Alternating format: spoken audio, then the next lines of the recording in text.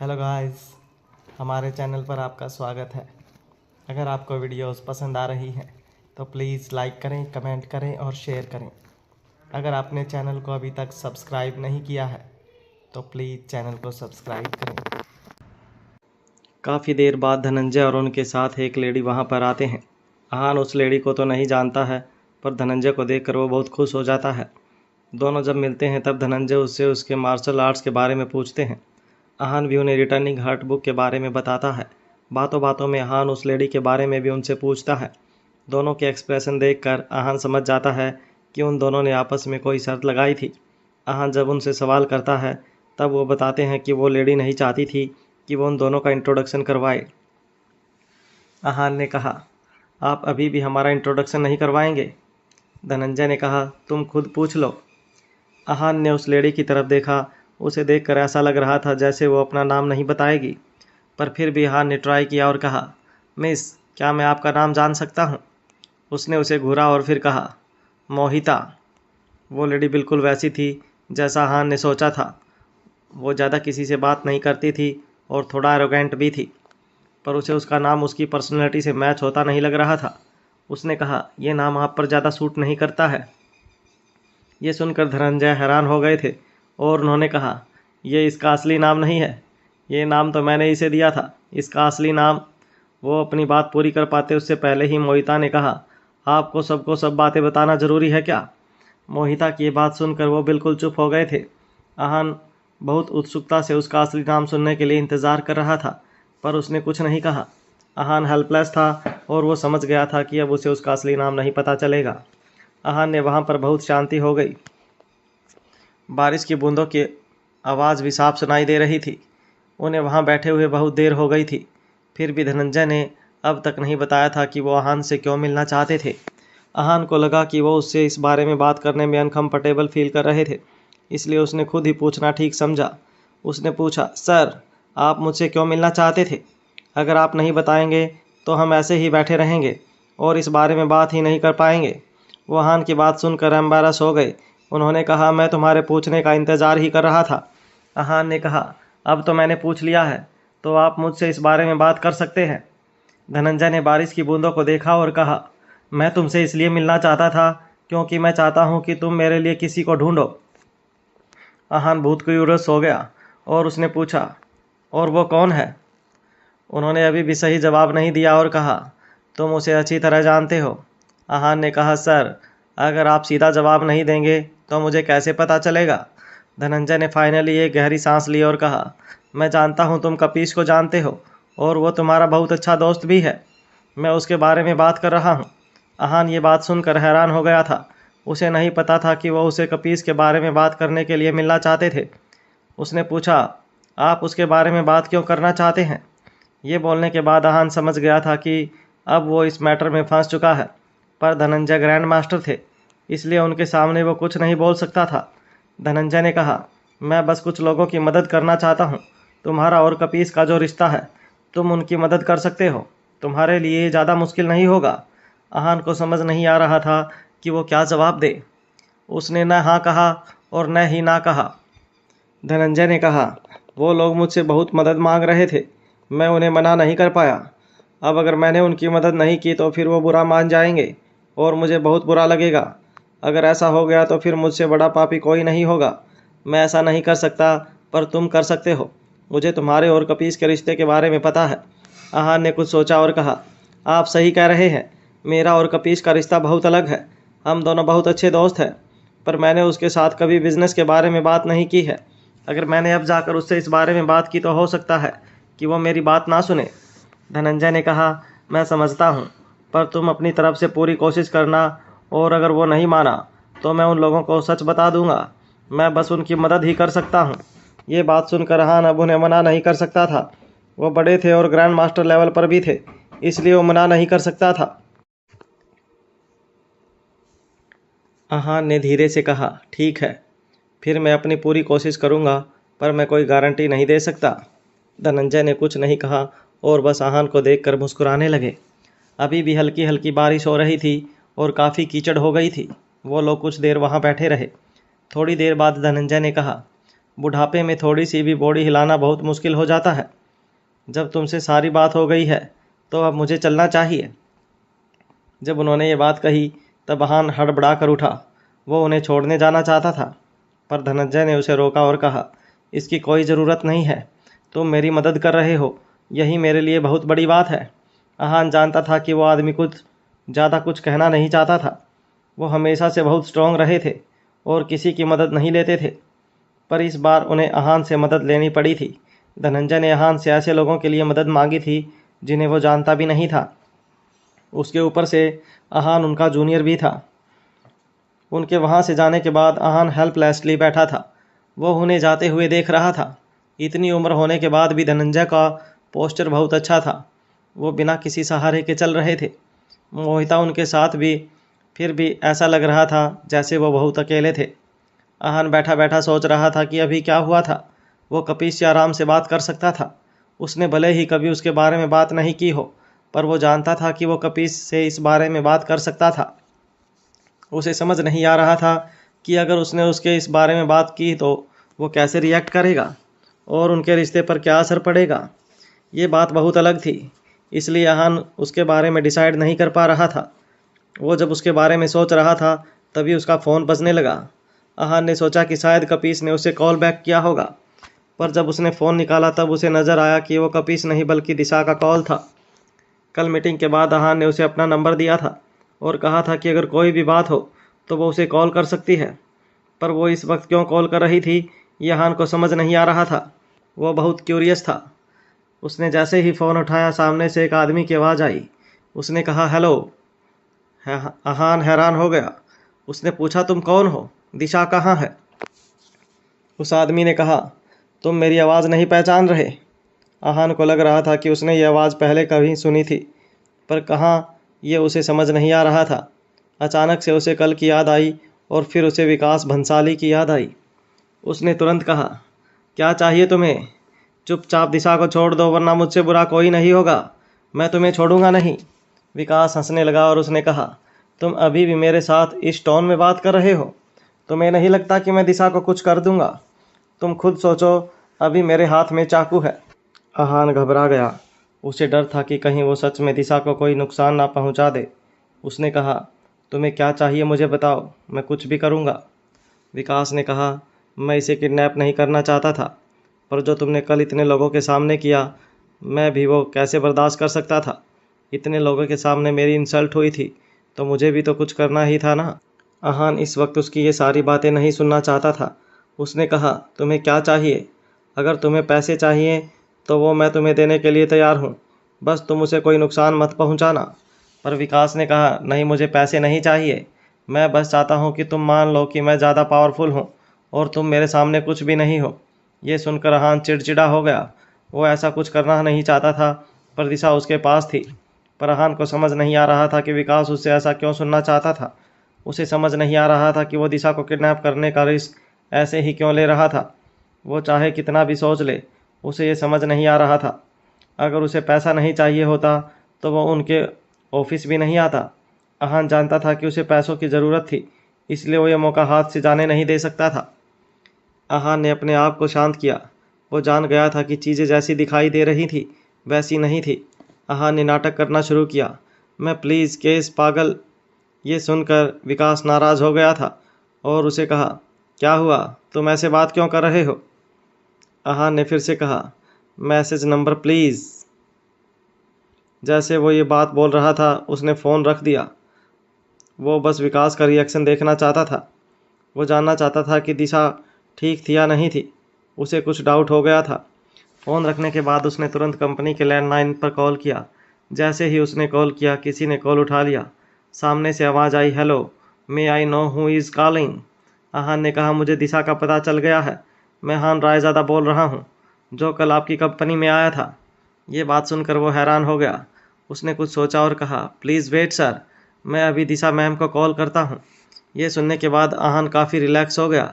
उसे लगा कि शायद दिशा कोई प्रॉब्लम में नहीं थी, पर अहान अभी भी रिलैक्स नहीं हुआ था।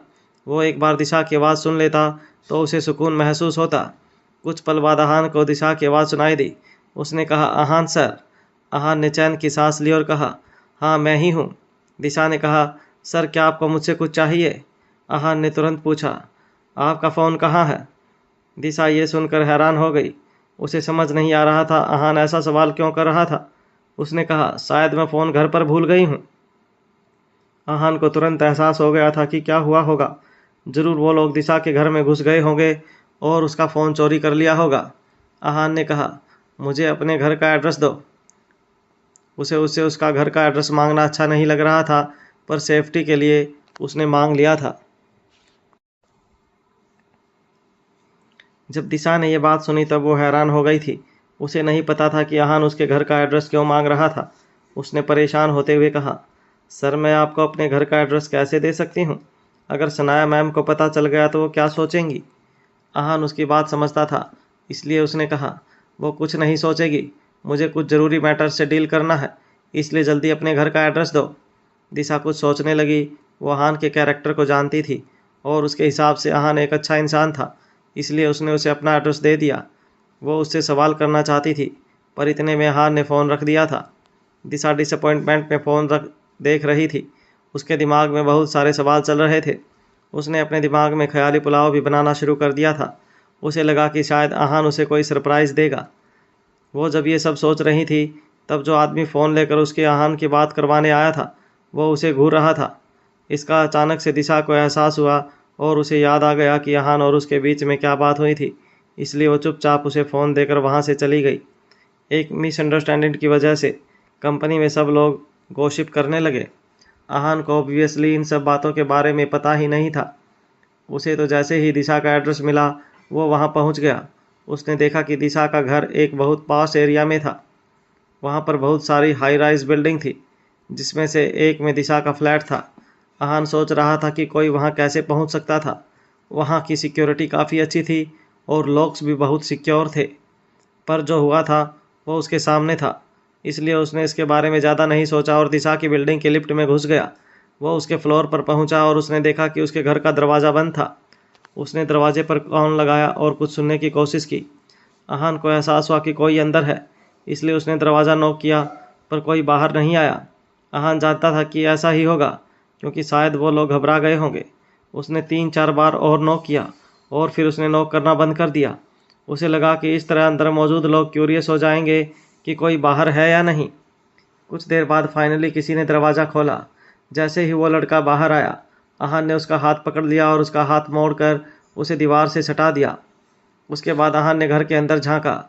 जब उसे वहाँ कोई नज़र नहीं आया तब उसने पूछा, वो लोग कहाँ हैं? जिस लड़के का चेहरा दीवार से लगा हुआ था उसने कहा, तुम किसकी बात कर रहे हो? मैं नहीं जानता हूँ, मुझे कुछ नहीं पता है। आहान ने कहा, अगर तुमने मुझसे झूठ बोला तो मैं तुम्हारे हाथ तोड़ दूंगा।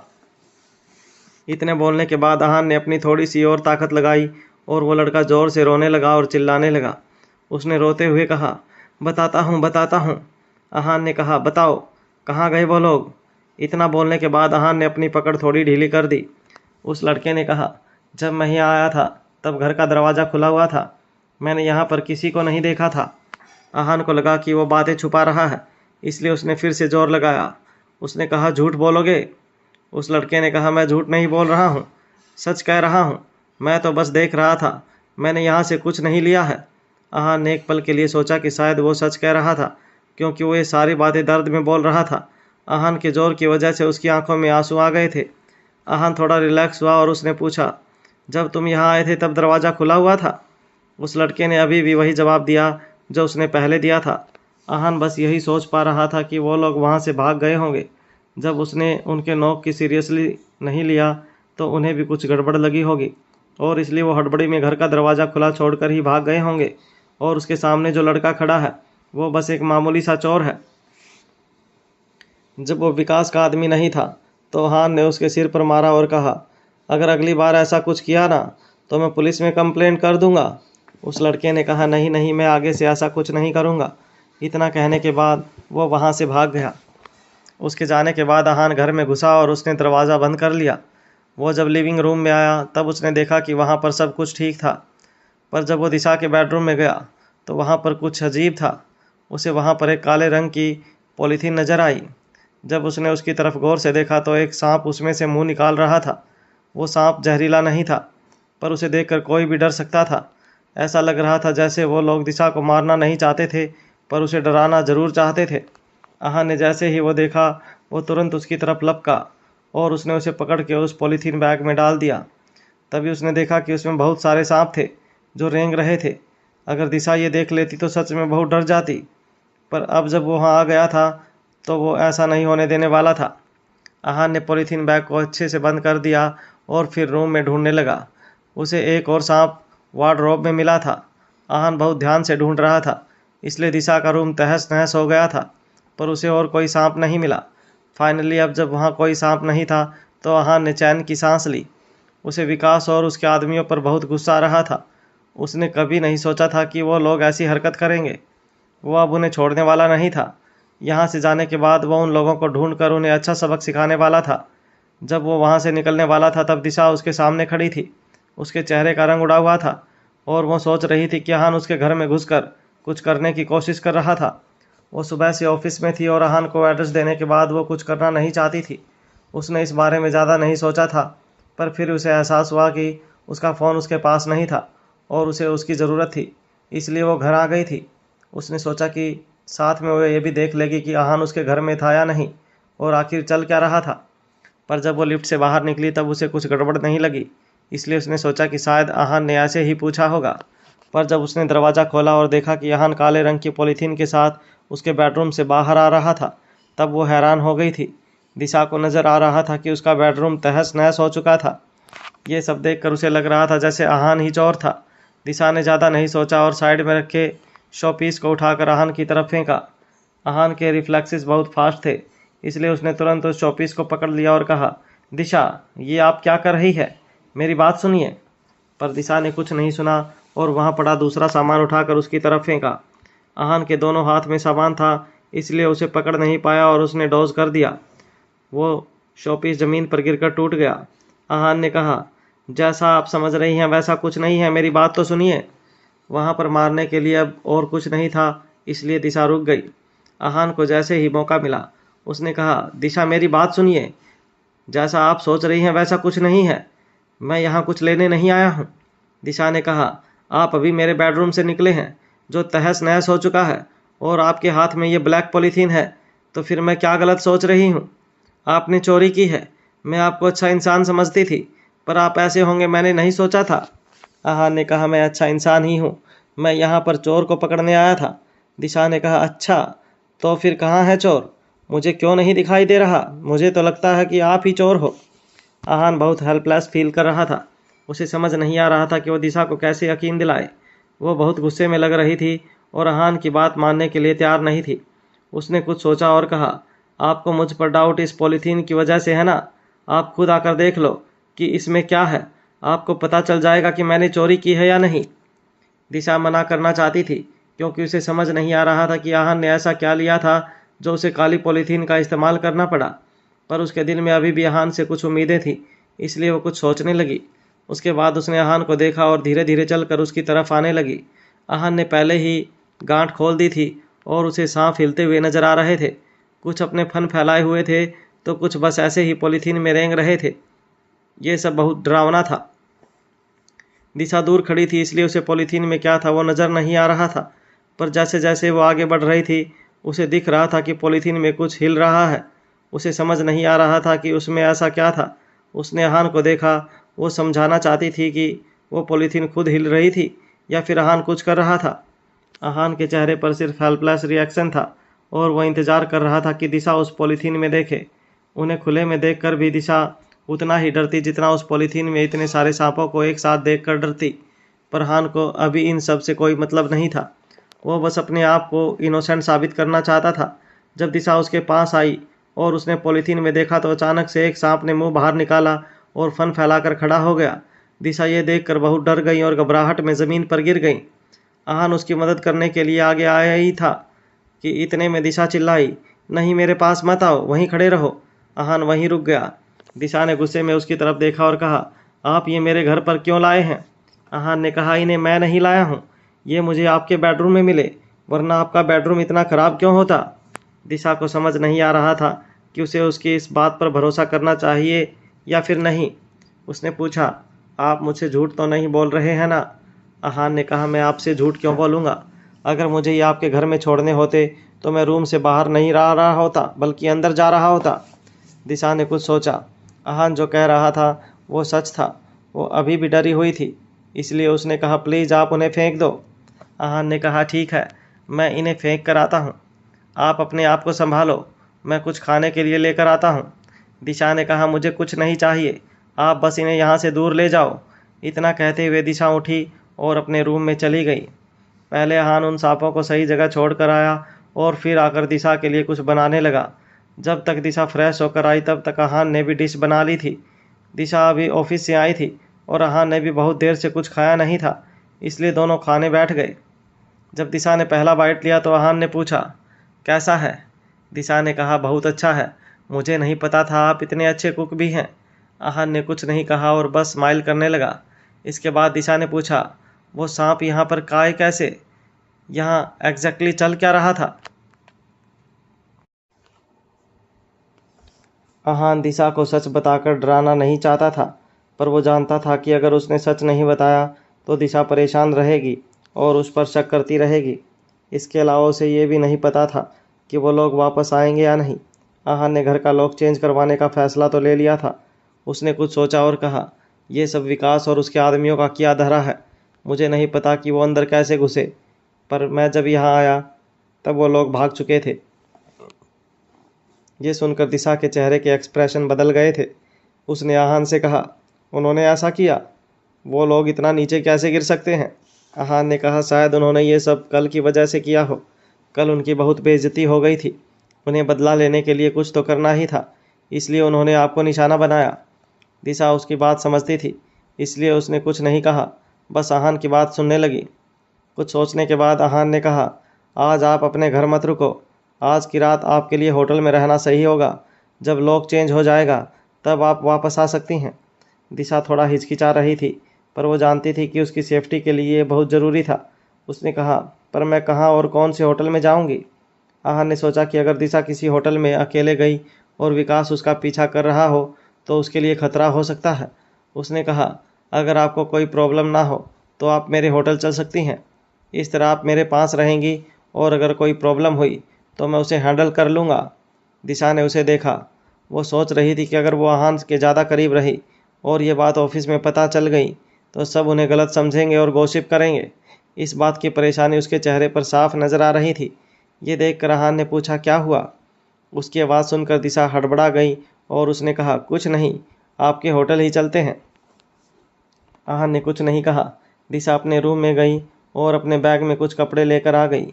वो जानती थी कि लॉक टूट चुका है, पर फिर भी उसने अपने हिसाब से घर लॉक कर दिया। अहान ने जब उसकी तरफ देखा तब वो उसे बहुत परेशान लग रही थी। उसने सोचा कि जो आज हुआ वो उसकी वजह से परेशान थी। उसने उसे रिलैक्स करने के लिए कहा, आप चिंता मत करो, कल सब ठीक हो जाएगा, मैं सब संभाल लूँगा। आज के बाद वो विकास या उसका कोई भी आदमी आपको परेशान नहीं करेगा। ये सुनकर दिशा ने सोचा कि वह उसे बदला लेने वाला है, पर वो नहीं चाहती थी कि किसी तरह का कोई वायलेंस हो। उसने तुरंत कहा, वो गुंडे मवाली हैं, आप उनसे डील नहीं कर सकते हैं। दिशा अहान की स्ट्रेंथ के बारे में कुछ नहीं जानती थी, इसलिए ऐसा बोल रही थी। अहान मुस्कुराया और उसने कहा, परेशान मत हो, मैं जानता हूँ मैं क्या कर रहा हूँ।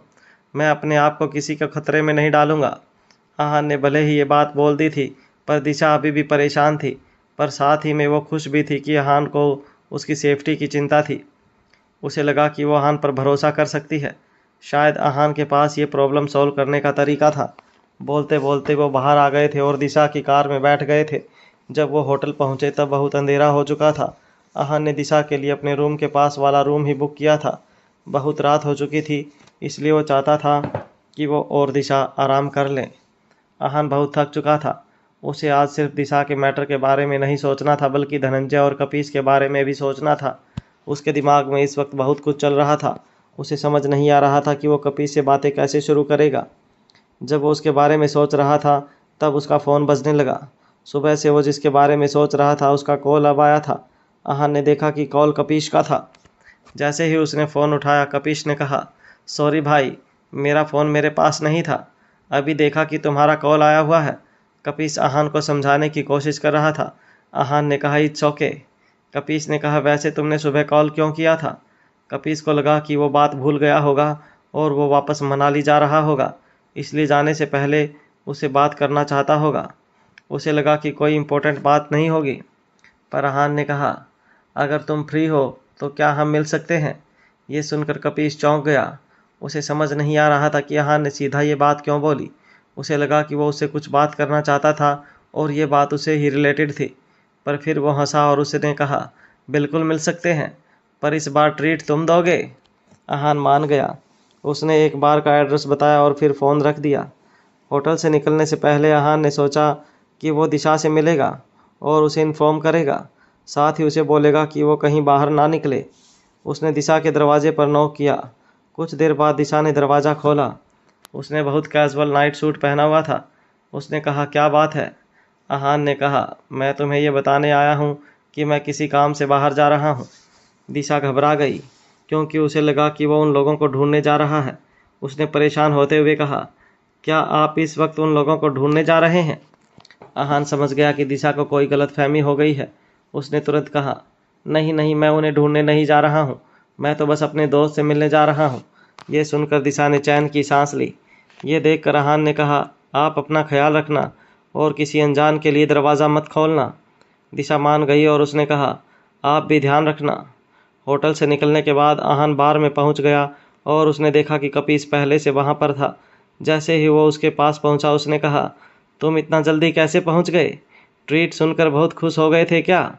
ये सुनकर कपीस मुस्कुराया और उसने कहा, खुश होने वाली बात तो है, जब भी हम मिलते हैं मैं तुम्हें ट्रीट देता हूँ और आज तुम मुझे ट्रीट दे रहे हो। अहान भी मुस्कुराया और फिर दोनों बार के अंदर चले गए। वहाँ पर बहुत शोर था, सब ड्रिंक कर रहे थे और आपस में बात कर रहे थे।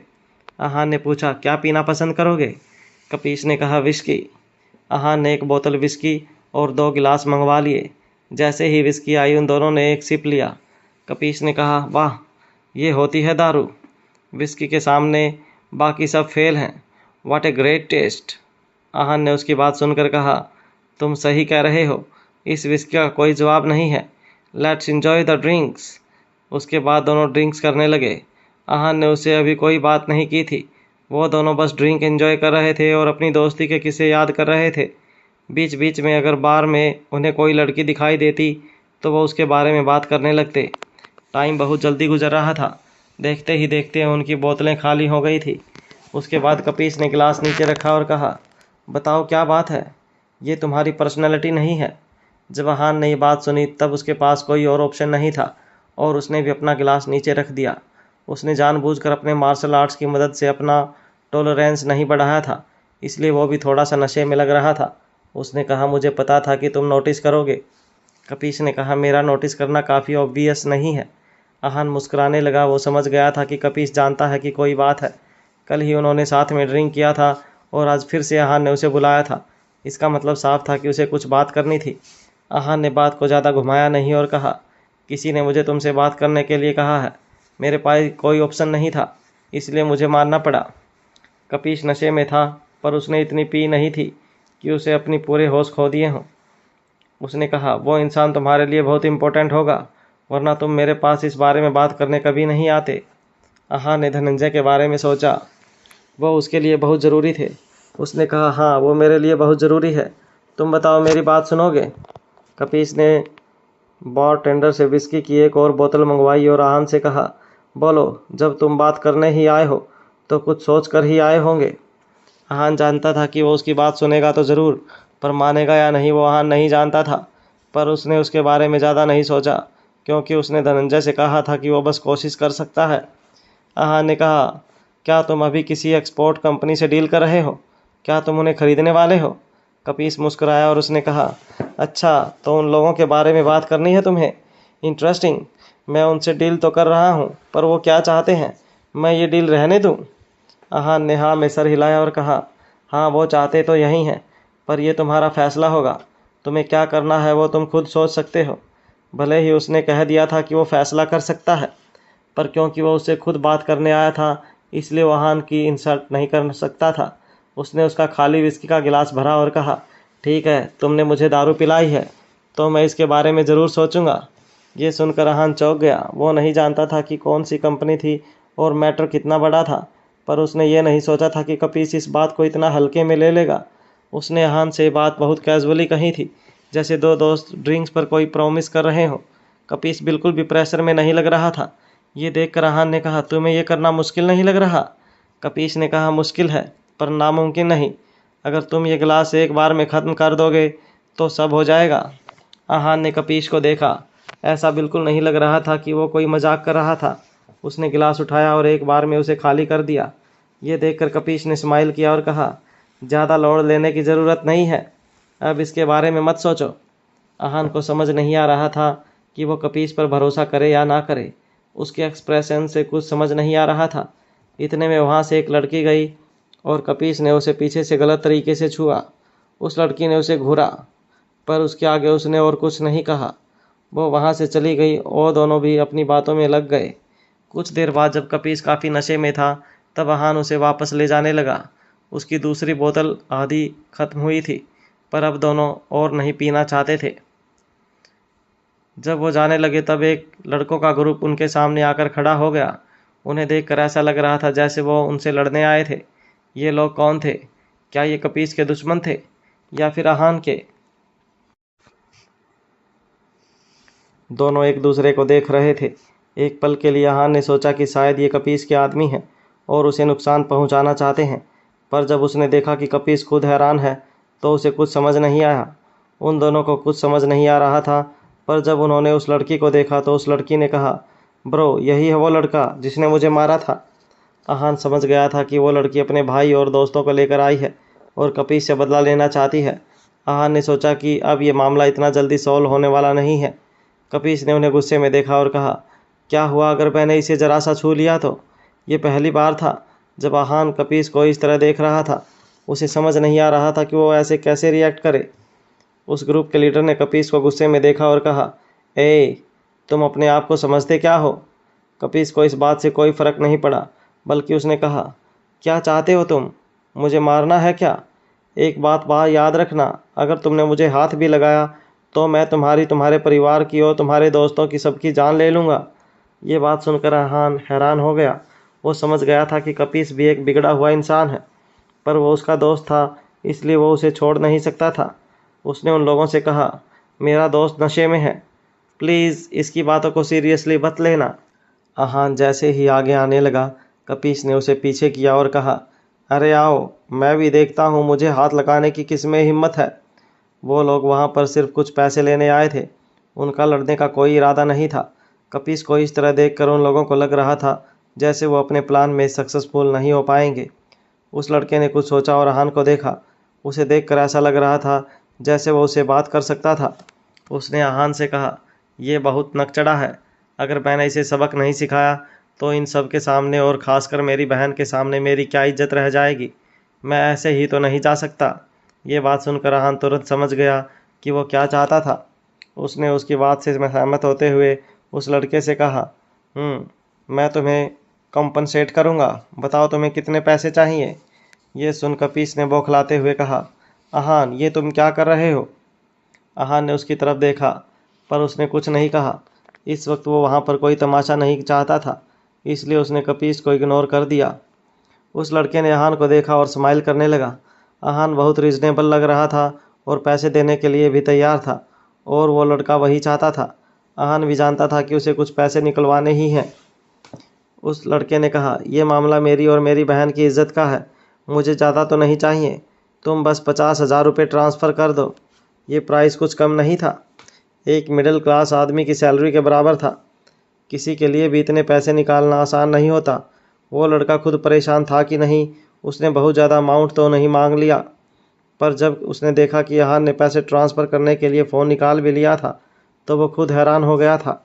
जब उसने उस लड़के से अकाउंट नंबर मांगा और अमाउंट ट्रांसफ़र करने जा रहा था, तब कपीस उसके आगे आया और उसने कहा, अहान, इस मामले को मुझे हैंडल करने दो।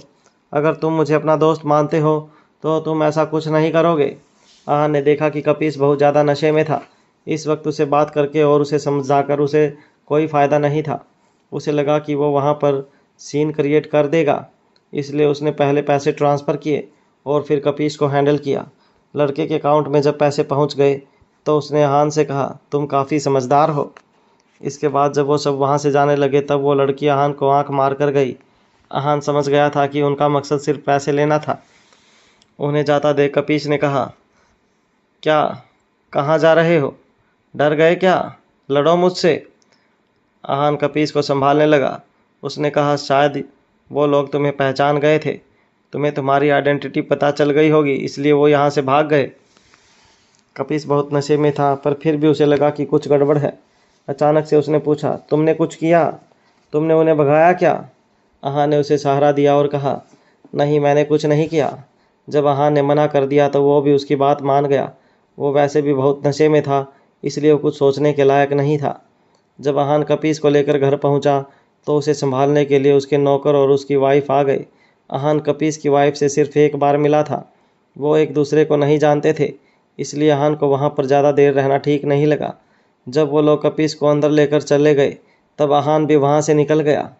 जब वो होटल पहुँचा तब वो दिशा से मिलना चाहता था, पर उसे लगा कि वो सो चुकी होगी।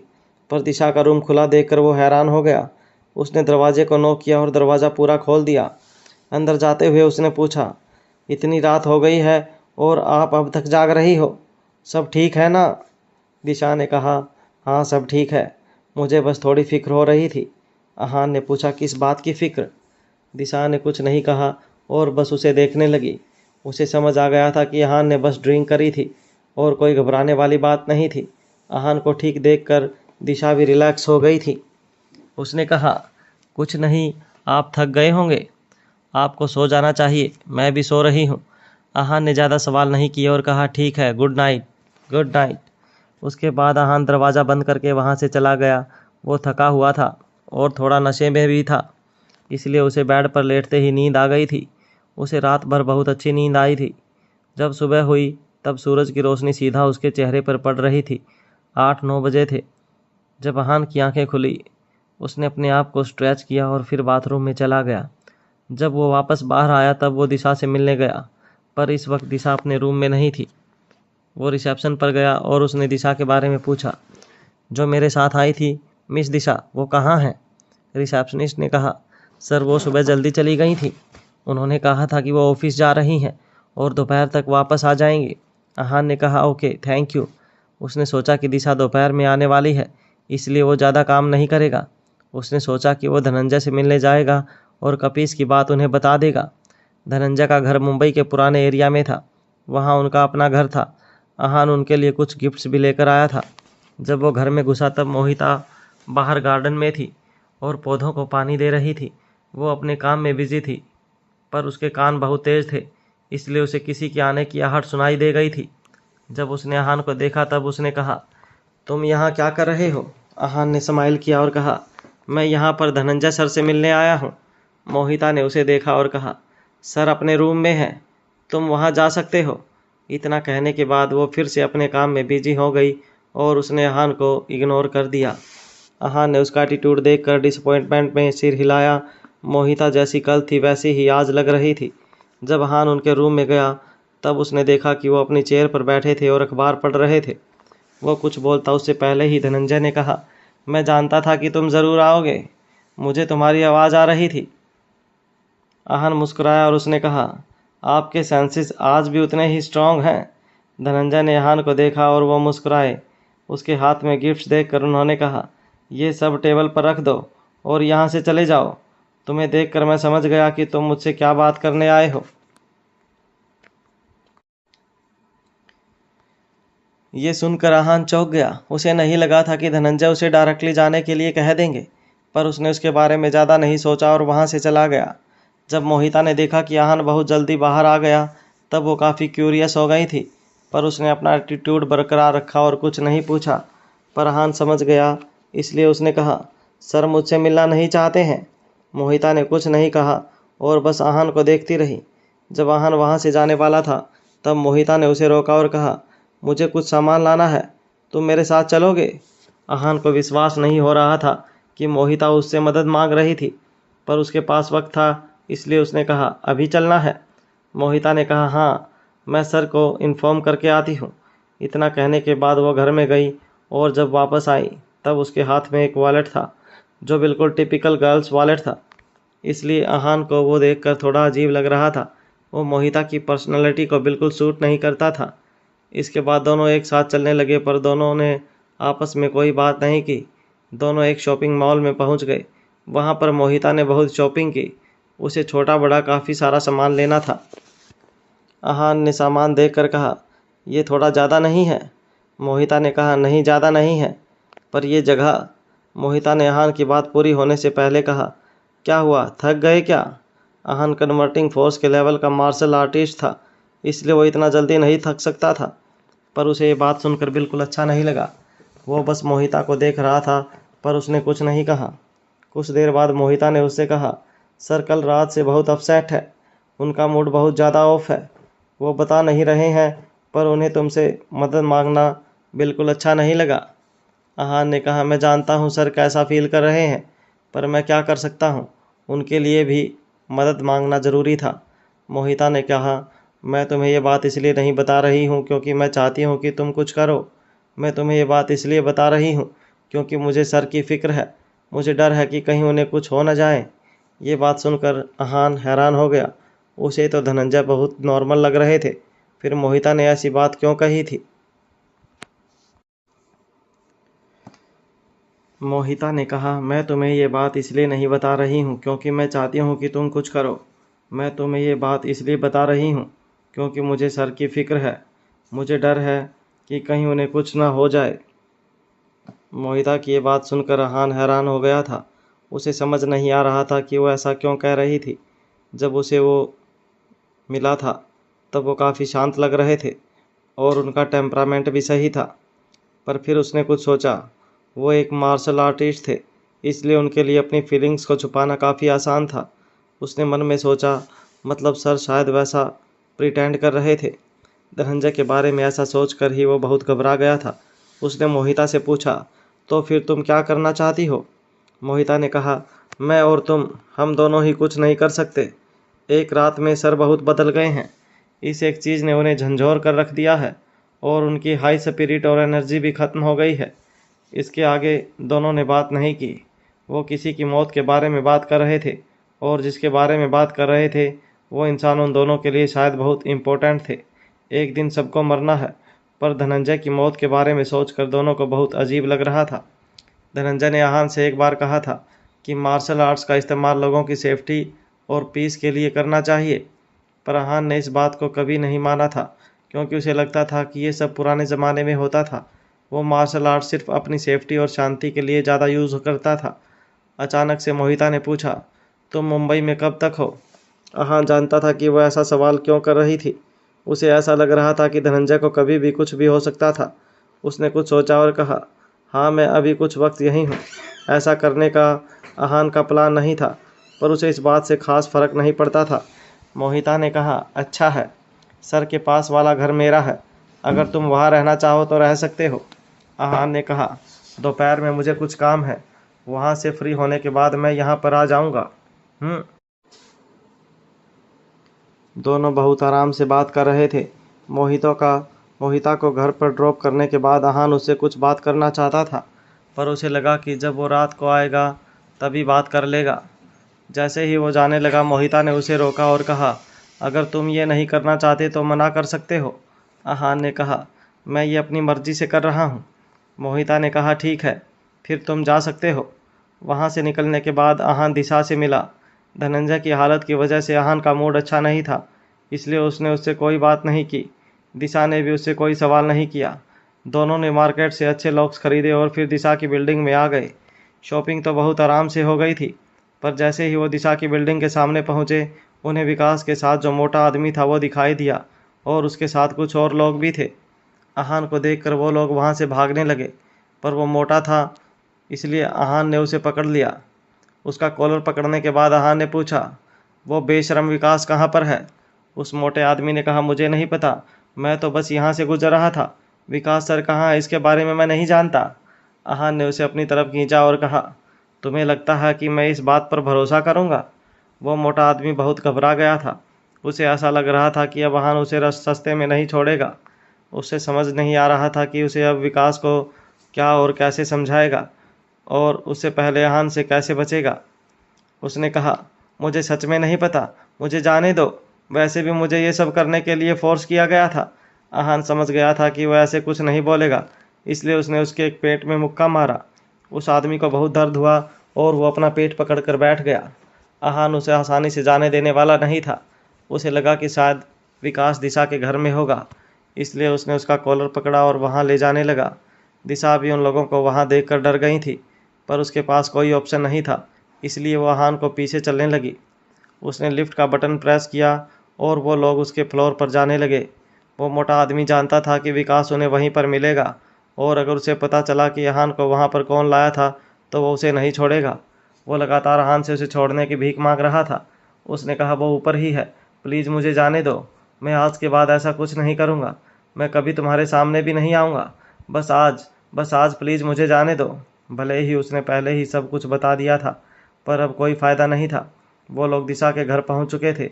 जैसे ही लिफ्ट का दरवाज़ा खुला, उस मोटे आदमी की सारी जान निकल गई थी। वो बस उम्मीद कर सकता था कि अब विकास उसकी बात सुन ले।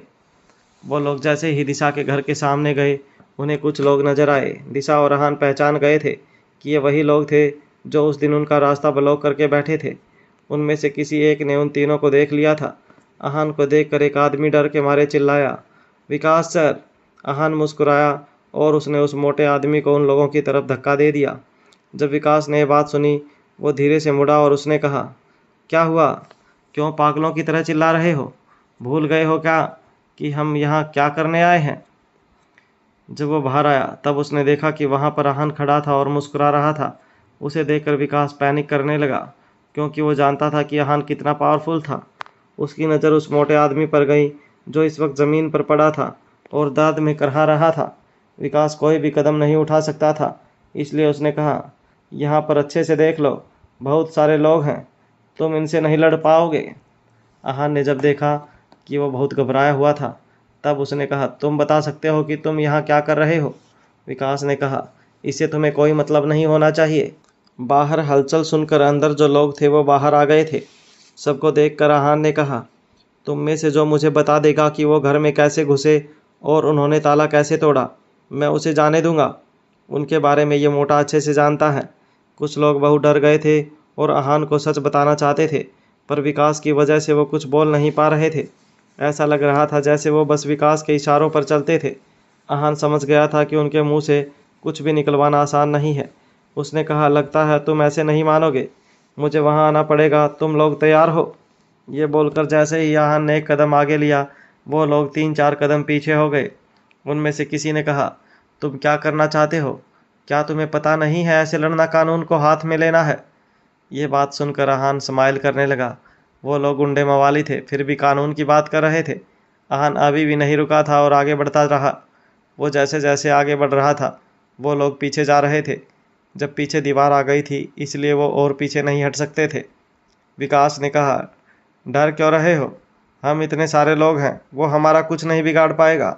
इतना बोलने के बाद उसने अपने 2 आदमियों को आगे धक्का दे दिया।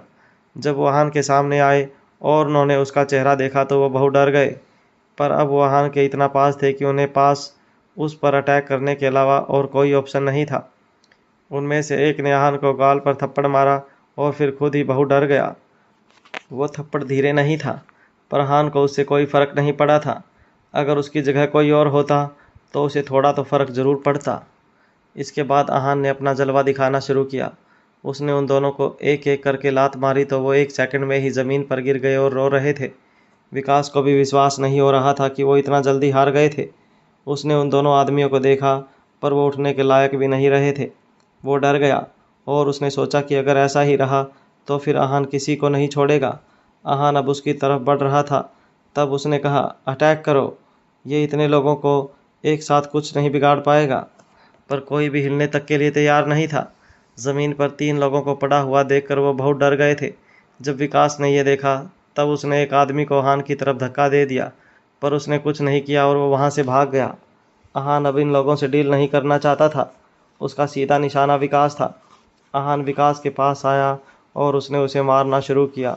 ये देखने में बहुत खतरनाक था। दिशा जो दुबक कर साइड में खड़ी थी, वो बहुत डर गई थी। उसने ऐसा पहले कभी नहीं देखा था। विकास बहुत बुरी तरह से हाँफ रहा था। आहान उसे अभी भी छोड़ना नहीं चाहता था, उसने उसे इतना मारा कि वो दर्द से बेहोश हो गया। उसकी सांसें अब तक चल रही थी, इसलिए वो जानता था कि वो अभी जिंदा है। अपने लास्ट अटैक के बाद अहान ने कहा, मैं जानता हूँ कि तुम लोग अब उठ सकते हो। बेहतर यही होगा कि उठ जाओ और इसे यहाँ से लेकर चले जाओ, वरना मैं तुम्हारा भी वही हाल करूँगा जो इसका किया है। जब बाकी लोगों ने यह सुना तो वो बहुत डर गए। उन्होंने देखा कि अहान ने विकास को कैसे टॉर्चर किया था। वो ये बर्दाश्त नहीं कर सकते थे, इसलिए दर्द में होने के बाद भी उन्होंने अपने आप को संभाला और विकास को लेकर वहाँ से चले गए। दिशा सब कुछ बहुत हैरानी से देख रही थी। वहाँ पर सब कुछ खत्म हो चुका था, पर दिशा को अभी भी विश्वास नहीं हो रहा था। उसने अपनी आंखों से देखा था कि कैसे अहान सबको मार रहा था और वो कैसे विकास को टॉर्चर कर रहा था। ये सब करते हुए अहान के चेहरे पर कोई एक्सप्रेशन नहीं थे। वह बहुत काम था। उसे समझ नहीं आ रहा था कि अहान क्या था और कौन था। जब अहान ने देखा कि दिशा इतना घबराई हुई है तो उसने कहा, सॉरी, मेरी वजह से आप इतना डर गईं। अहान की आवाज़ सुनकर वो अटकते हुए बोली, मैं ठीक हूँ। दिशा भले ही ये बात कह रही थी, पर वो जानता था कि दिशा अभी अपने होश खो बैठी थी। उसने उसे शांत होने दिया। दिशा चेयर पर बैठ गई और अहान घर का लॉक चेंज करने लगा। लॉक चेंज करने के बाद उसने दिशा से कहा, उन लोगों ने आपके फ्लैट की डुप्लीकेट चाबी बनवाई थी। अब इस चाबी का ध्यान रखना। लॉक चेंज हो गया है, इसलिए अब वो कुछ नहीं कर पाएंगे। काफ़ी देर बीत जाने के बाद अब दिशा रिलैक्स हो गई थी और उसे अहान से डर नहीं लग रहा था। वो सोच रही थी कि अहान ने उसके लिए क्या किया था। उसका दिल पूरी तरह से भर चुका था। वो अहान को देख रही थी। दिशा के दिल में इस वक्त बहुत कुछ चल रहा था। क्या वो अपने दिल की बात अहान को बताएगी?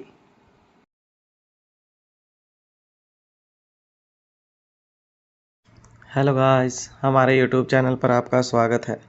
अगर आपको वीडियोस पसंद आ रही हैं तो प्लीज़ लाइक करें, कमेंट करें और शेयर करें।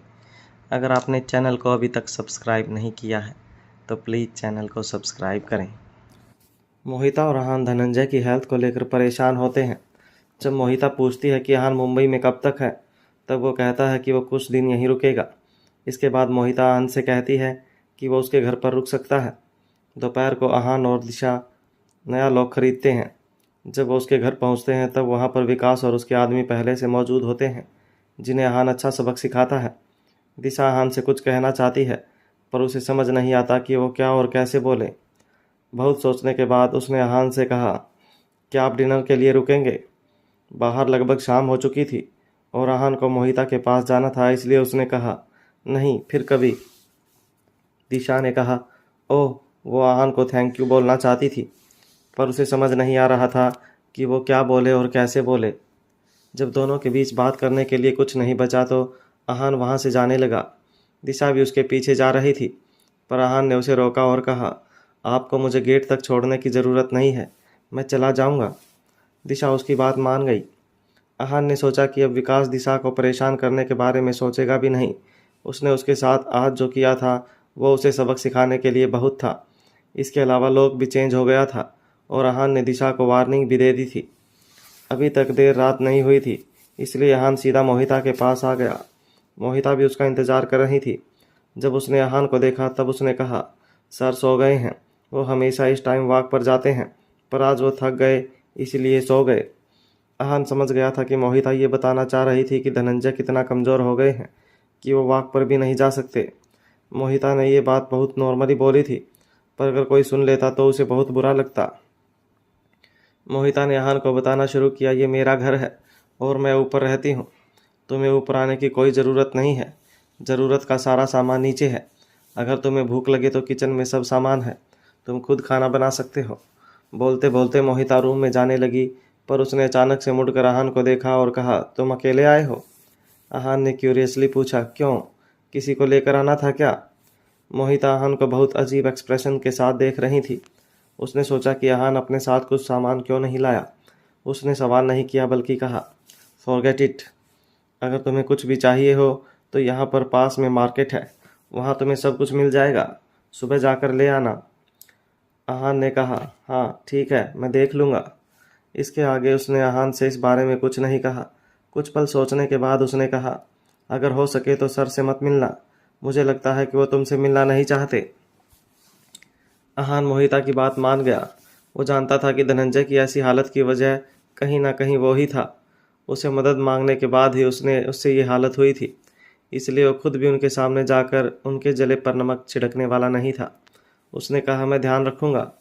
मोहिता ने कहा, अच्छी बात है, अभी के लिए तो मुझे कुछ और याद नहीं आ रहा है, पर अगर कुछ ध्यान आया तो मैं तुम्हें बाद में बता दूंगी। आहान ने कहा, चिंता मत करो, मैं बच्चा नहीं हूँ, अगर मुझे कुछ चाहिए होगा तो मैं मांग लूँगा। ओके। ये बोलकर वो वहाँ से चली गई और आहान भी बाथरूम में चला गया। जब वो बाथरूम में वापस आया तब उसने देखा कि मोहिता लिविंग रूम में बैठी थी और टीवी देख रही थी। टीवी पर कोई सीरियल चल रहा था जिसे दिशा बहुत ध्यान से देख रही थी। आहान उसके पास जाकर बैठ गया। मोहिता को इसका एहसास हो गया था, पर उसने कुछ नहीं कहा। आहान ने भी कुछ नहीं बोला और उसके साथ सीरियल देखने लगा। जब सीरियल ख़त्म हुआ तब उसने कहा, तुम्हारे और सर के बीच में क्या रिश्ता है? जब मैं कुछ साल पहले उनसे मिला था तब मैंने तुम्हारे बारे में कुछ नहीं सुना था। वो मोहिता के बारे में जानना चाहता था, पर उसके और धनंजय के बीच की शर्त की वजह से किसी ने उसे मोहिता से इंट्रोड्यूस नहीं करवाया था। उसने तब तो कुछ नहीं पूछा, पर अब अपनी क्यूरियोसिटी की वजह से उसे रहा नहीं गया और उसने पूछ लिया। उसे सिर्फ उसका नाम पता था। मोहिता अभी भी टीवी देख रही थी और उसने बिना आहान की तरफ देखे कहा, सर और मैं तुम्हारे उनसे मिलने के बाद मिले थे, इसलिए तुम मेरे बारे में नहीं जानते हो। आहान इतनी बात से सेटिस्फाइड नहीं था, इसलिए उसने आगे पूछा, पर तुम सर से मिली कैसे? मोहिता ने आहान को घूरा जैसे वो उसे चुप होने के लिए कह रही हो, पर आहान ने उसके एक्सप्रेशंस को नज़रअंदाज किया और उसे जवाब की उम्मीद के साथ देखने लगा। ये देखकर मोहिता ने कहा, पैसों की वजह से। मेरे पेरेंट्स पर बहुत कर्ज था और वो उसे चुका नहीं पाए, इसलिए उन्होंने सुसाइड कर लिया। उस वक्त मैंने बस कॉलेज कंप्लीट ही की थी और जिन लोगों को उनसे पैसे लेने थे उन्होंने मुझे ढूंढ लिया था। ये एक बहुत ही सिंपल और ऑर्डिनरी स्टोरी थी। आहान ने आगे पूछा, तो क्या सर ने तुम्हारी मदद की थी? मोहिता ने इस सवाल का जवाब नहीं दिया क्योंकि उसने टीवी का चैनल चेंज कर दिया और अब उसका सारा ध्यान अगले सीरियल पर था। आहान के दिमाग में बहुत सारे सवाल थे। उसने सोचा कि मोहिता शायद झूठ बोल रही है। हो सकता था कि वो धनंजय की पोती थी जो बहुत वक्त बाद उन्हें मिली थी, या फिर शायद कोई उसे उनके पास छोड़कर चला गया था। आहान को किसी सिंपल स्टोरी पर विश्वास नहीं हो रहा था। उनकी लाइफ में कितने ड्रामे थे और इसमें भी कुछ तो अलग होना चाहिए था। वो थोड़ा डिसअपॉइंटेड था। जब अचानक से मोहिता ने उसकी तरफ देखा तब वो आहान का ऐसा एक्सप्रेशन देखकर हैरान हो गई। उसने तुरंत पूछा, तुम्हारे चेहरे पर ऐसा एक्सप्रेशन क्यों है? आहान ने कहा, नहीं नहीं, कुछ नहीं है। मोहिता ने नाखुश होते हुए कहा, तुम्हारे एक्सप्रेशन तो कुछ और ही बोल रहे हैं। ऐसा लग रहा है जैसे तुम्हें लग रहा है कि ये बात बिल्कुल सिंपल है और तुम्हें इस पर विश्वास नहीं हो रहा। आहान को लग रहा था कि ऐसे ग्रैंड मास्टर से रिलेटेड कोई स्टोरी इतनी सिंपल तो नहीं हो सकती। वो बस इस बात को डायरेक्टली नहीं बोलना चाहता था, पर वो मोहिता की बात से सेटिस्फाइड नहीं था। उसने कहा, सच में कोई बात नहीं है। मोहिता ने झिड़कते हुए कहा, तुम्हें क्या लगता है और क्या नहीं, मुझे इससे कोई फ़र्क नहीं पड़ता। I just don't care. Ahaan ने नहीं सोचा था कि वो उसकी बात को इस तरह लेगी, पर जब उसने अगली बात बोली तो वो हैरान हो गया। मोहिता ने कहा, मैं तुम्हें तब तक कहानी सुनाती रहूँगी जब तक तुम सेटिस्फाई नहीं हो जाते। आहान को नहीं लगा था कि वो ये बात बोलेगी। वो बस ऑकवर्डली स्माइल कर रहा था। वो जान गया था कि भले ही वो कितना भी पूछ ले, पर मोहिता उसे सच नहीं बताने वाली। हार मानकर वो अपने रूम में चला गया। आहान अपने बेड पर लेटा। वो आज अच्छे से सोना चाहता था, पर आधी रात को उसे कुछ आवाज़ सुनाई दी। वो अचानक से उठा और उसने सोचा कि कहीं चोर तो नहीं आ गया, पर आवाज़ तेज़ थी इसलिए आहान उठकर भी पता कर सकता था। जब वो बाहर आया तो वहाँ पर बिल्कुल अंधेरा था, बस बाथरूम की लाइट्स जल रही थी। उसने ऊपर देखा पर वहाँ अंधेरा था, इसलिए उसने सोचा कि मोहिता तो नहीं आई थी। वो बहुत ध्यान से आगे जा रहा था। जब वो बाथरूम के पास पहुंचा तो अंदर से किसी के नहाने की आवाज़ आ रही थी। आहान को समझ नहीं आ रहा था कि अगर वो और मोहिता वहाँ पर नहीं थे तो तीसरा कौन था। क्या वहाँ पर कोई और भी रहता था जिसके बारे में मोहिता ने उसे बताया नहीं था? बहुत सोचने के बाद उसने दरवाजे पर नॉक किया। अंदर से किसी की आवाज़ आई, दीदी मैं ही हूँ। आप इतनी रात को क्यों जाग रही हो? जाकर सो जाओ। आवाज़ एक लड़की की थी जो मोहिता नहीं थी। ऐसा लग रहा था जैसे वो मोहिता की बहन थी। आहान ने सोचा कि वो कुछ ज़्यादा ही सोच रहा है, इसलिए वो बिना बोले वहाँ से जाने लगा। पर जब वो आधे रास्ते पर ही पहुँचा था तभी बाथरूम का दरवाज़ा खुल गया। जैसे ही आहान ने पीछे मुड़कर देखा वो लड़की ज़ोर से चिल्लाने लगी। उसने बस टॉवल लपेटा हुआ था। अनजान लड़के को देखकर वो बहुत घबरा गई और भागकर बाथरूम में छिप गई। अहान भी ये देखकर बहुत हैरान था। चिल्लाने की आवाज़ की वजह से मोहिता की भी आंख खुल गई और वो तुरंत बाहर आ गई। उसने देखा कि बाथरूम की लाइट जल रही थी और अहान बहुत हैरानी में उसके सामने खड़ा था। उसने पूछा, क्या हुआ? अहान ने उसे देखा और उसे समझ नहीं आ रहा था कि वो क्या जवाब दे, इसलिए उसने बस बाथरूम की तरफ इशारा कर दिया। जब अहान ने कुछ नहीं कहा तब मोहिता बाथरूम के पास आ गई और उसने देखा कि उसकी बहन अंदर थी। उसने पूछा, महक, क्या इसने कुछ किया है? इसने तुम्हें बली करने की कोशिश तो नहीं की ना? उस लड़की का नाम महक था। मोहिता नहीं जानती थी कि वो क्यों चिल्लाई थी। अहान सोच रहा था कि वो बाहर आकर क्या बोलेगी। वो नहीं चाहता था कि रात के इस वक्त वो लड़की कोई ड्रामा क्रिएट कर दे। कुछ देर बाद महक ढंग से कपड़े पहनकर बाहर आई और उसने कहा, मैं ठीक हूँ। इसके बाद वो अहान को घूरने लगी और उसे देखते देखते ऊपर चली गई। मोहिता को समझ नहीं आया कि क्या हुआ, इसलिए वो भी बस ऊपर चली गई और उसने भी कोई सवाल नहीं किया। अहान भी वापस अपने रूम में चला गया। सुबह जब वो उठा तब दोनों बहनें डाइनिंग टेबल पर बैठी थी और आपस में बात कर रही थी। उनकी डिस्कशन का टॉपिक अहान था। जब उन्होंने उसे आते हुए देखा तो वो चुप हो गई। अहान ने पूछा, तुम दोनों क्या बात कर रही हो? मोहिता ने कहा, गर्ल्स की प्राइवेट बात है, तुम्हें जानना है? अहान जानता था कि मोहिता सच नहीं बोल रही थी, पर इस टॉपिक के आगे वो कुछ नहीं बोल सकता था, इसलिए वह चुप हो गया। जब वो चेयर पर बैठा तब महक ने उससे पूछा, आप सर के स्टूडेंट हो, क्या आपका मार्शल आर्ट्स बहुत पावरफुल है? अहान को उम्मीद नहीं थी कि एक 17-18 साल की लड़की उससे ऐसा सवाल इतना कैजुअली पूछ लेगी। जो भी कल रात को हुआ था उसके बाद अहान उसका बड़ा रिएक्शन एक्सेप्ट कर रहा था, पर वो बहुत कूल थी। अहान ने कहा, हाँ मैं पावरफुल तो हूँ, मास्टर लेवल का नहीं हूँ, पर मार्शल आर्ट्स में मेरा बहुत नाम है। महक ने अपनी आंखें घुमाई और कहा, ज़्यादा टसन नहीं दिखा रहे हैं आप? उसके बाद दोनों ने आपस में कोई बात नहीं की। तब मोहिता ने कहा, मैं सर के पास जा रही हूँ, तुम महक को क्लासेस के लिए ड्रॉप कर देना। ये रही गाड़ी की चाबी। मोहिता ने चाबी अहान को दे दी। ये सुनकर अहान चौंक गया। उसने नहीं सोचा था कि मोहिता उसे ऐसे काम दे देगी। अहान कुछ बोल पाता उससे पहले ही महक ने कहा, दीदी मैं अपने आप चली जाऊंगी, किसी को मुझे ड्रॉप करने की ज़रूरत नहीं है। मोहिता ने कहा, मुझे तुम्हारी बात पर भरोसा नहीं है। लास्ट टाइम भी तुम क्लासेस की जगह बंक करके घूमने चली गई थी, पर इस बार नहीं। महक रिक्वेस्ट करने लगी, दीदी प्रॉमिस, इस बार क्लास के लिए ही जाऊंगी। मोहिता ने उसकी तरफ देखा और कहा, तुम्हें लगता है मैं तुम्हारे प्रॉमिस पर भरोसा करूंगी? कल भी तुमने कहा था कि तुम 10 बजे आ जाओगी, पर कितने बजे आई तुम? महक चुप हो गई। अहान को याद आया कि जब उसने टाइम देखा था तब 12:30 बज रहे थे, पर उसने कुछ नहीं कहा। महक को चुप देखकर मोहिता ने अहान से कहा, कार गैरेज में है। दोनों बहनों ने उसे बोलने का मौका ही नहीं दिया था और ये फाइनल हो गया था कि महक को ड्रॉप करने अहान ही जाएगा। महक अहान को अजीब सी शक्ल के साथ घूर रही थी। उसने कहा, वेरी इंसान, चलो अब। इसके बाद दोनों कार में बैठ गए। थोड़ी देर बाद महक ने पूछा, आप यहाँ क्यों आए हो? मैंने दीदी से पूछा था पर उन्होंने बताया नहीं।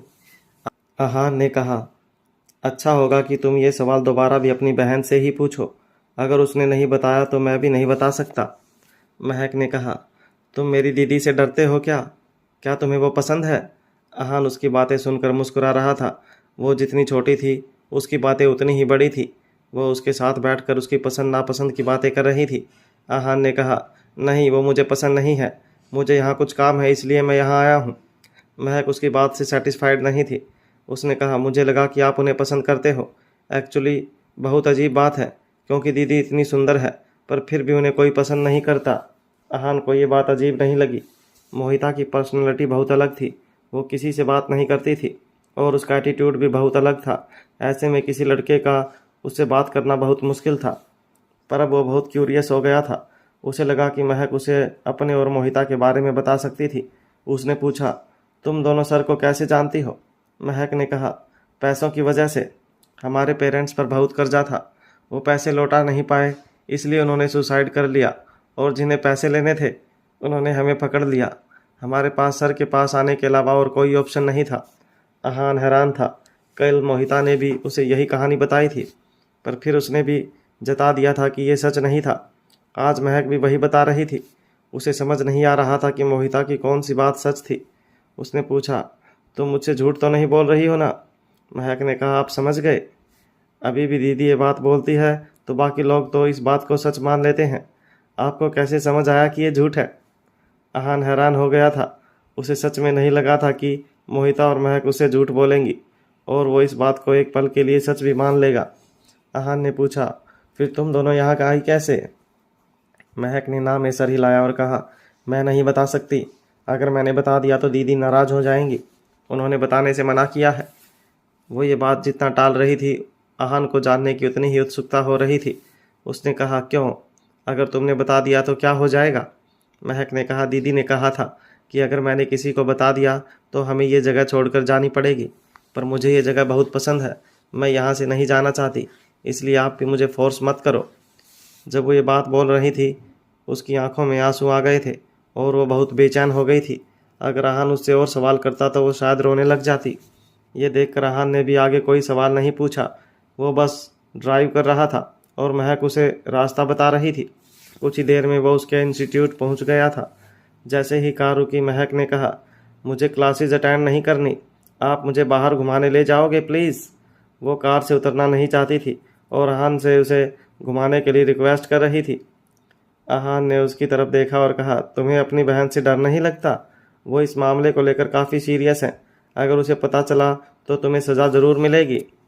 महक ने भी मोहिता के बारे में सोचा। उसे याद आया कि अगर ऐसा हो गया तो उसे डांट लगेगी, इसलिए उसे बंक का प्लान कैंसिल कर दिया। वो अपनी बहन को गुस्सा नहीं दिलाना चाहती थी। बिना मन के वो कार से नीचे उतर गई। अहान मुस्कुराया। उसे लगा कि ये लड़की बहुत क्यूट है। उसे इंस्टीट्यूट ड्रॉप करने के बाद वो सीधा घर नहीं गया, बल्कि एक टपरी पर गया और उसने अपने लिए चाय मंगवाई। वो कुछ देर अकेले बिताना चाहता था। अचानक से किसी ने अहान से कहा, तुम यहाँ? अहान ने सरप्राइजिंगली देखा। उसके सामने रीवा खड़ी थी, जो उसे कुछ दिन पहले पार्क में मिली थी। उसने ध्यान से देखा और जब कन्फर्म हो गया कि वो वही थी, तब उसने कहा, तुम यहाँ कैसे? उसने अपने हाथ में जो बैग लिया हुआ था वो दिखाया और कहा, कुछ स्पेशल खरीदने आई थी। अहान जानने के लिए बेताब हो रहा था कि उस बैग में क्या था, पर वो बैग ट्रांसपेरेंट नहीं था, इसलिए उसे कुछ नज़र नहीं आ रहा था। उसने पूछा, तुम मुझे बता सकती हो इसमें क्या है?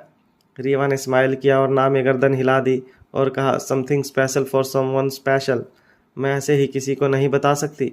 अहान ने सोचा कि शायद इस लड़की को फिर से कोई पसंद आ गया है और वो उसके लिए गिफ्ट लेकर जा रही है। उसने स्माइल किया और कहा, अगर तुम नहीं बताना चाहती तो मैं दोबारा नहीं पूछूंगा, पर इस बार ध्यान रखना, फिर से किसी से बेवकूफ़ मत बन जाना। रीवा हैरान हो गई। उसे नहीं लगा था कि अहान को समझ आ जाएगा कि वो क्या सोच रही थी, पर फिर भी उसे अहान की बात का बुरा नहीं लगा। वो जानती थी कि उसने उसे जो भी बोला था बहुत जेन्युइनली बोला था। उसने कहा, मैं ध्यान रखूँगी। कुछ देर बात करने के बाद रीवा वहाँ से चली गई। अहान भी अपनी चाय पीने लगा। चाय पीने के बाद जब वो डस्टबिन में कम फेंकने गया, तब वहाँ पर कोई आया और उसने पूछा, आप अहान रायज़ादा हो ना?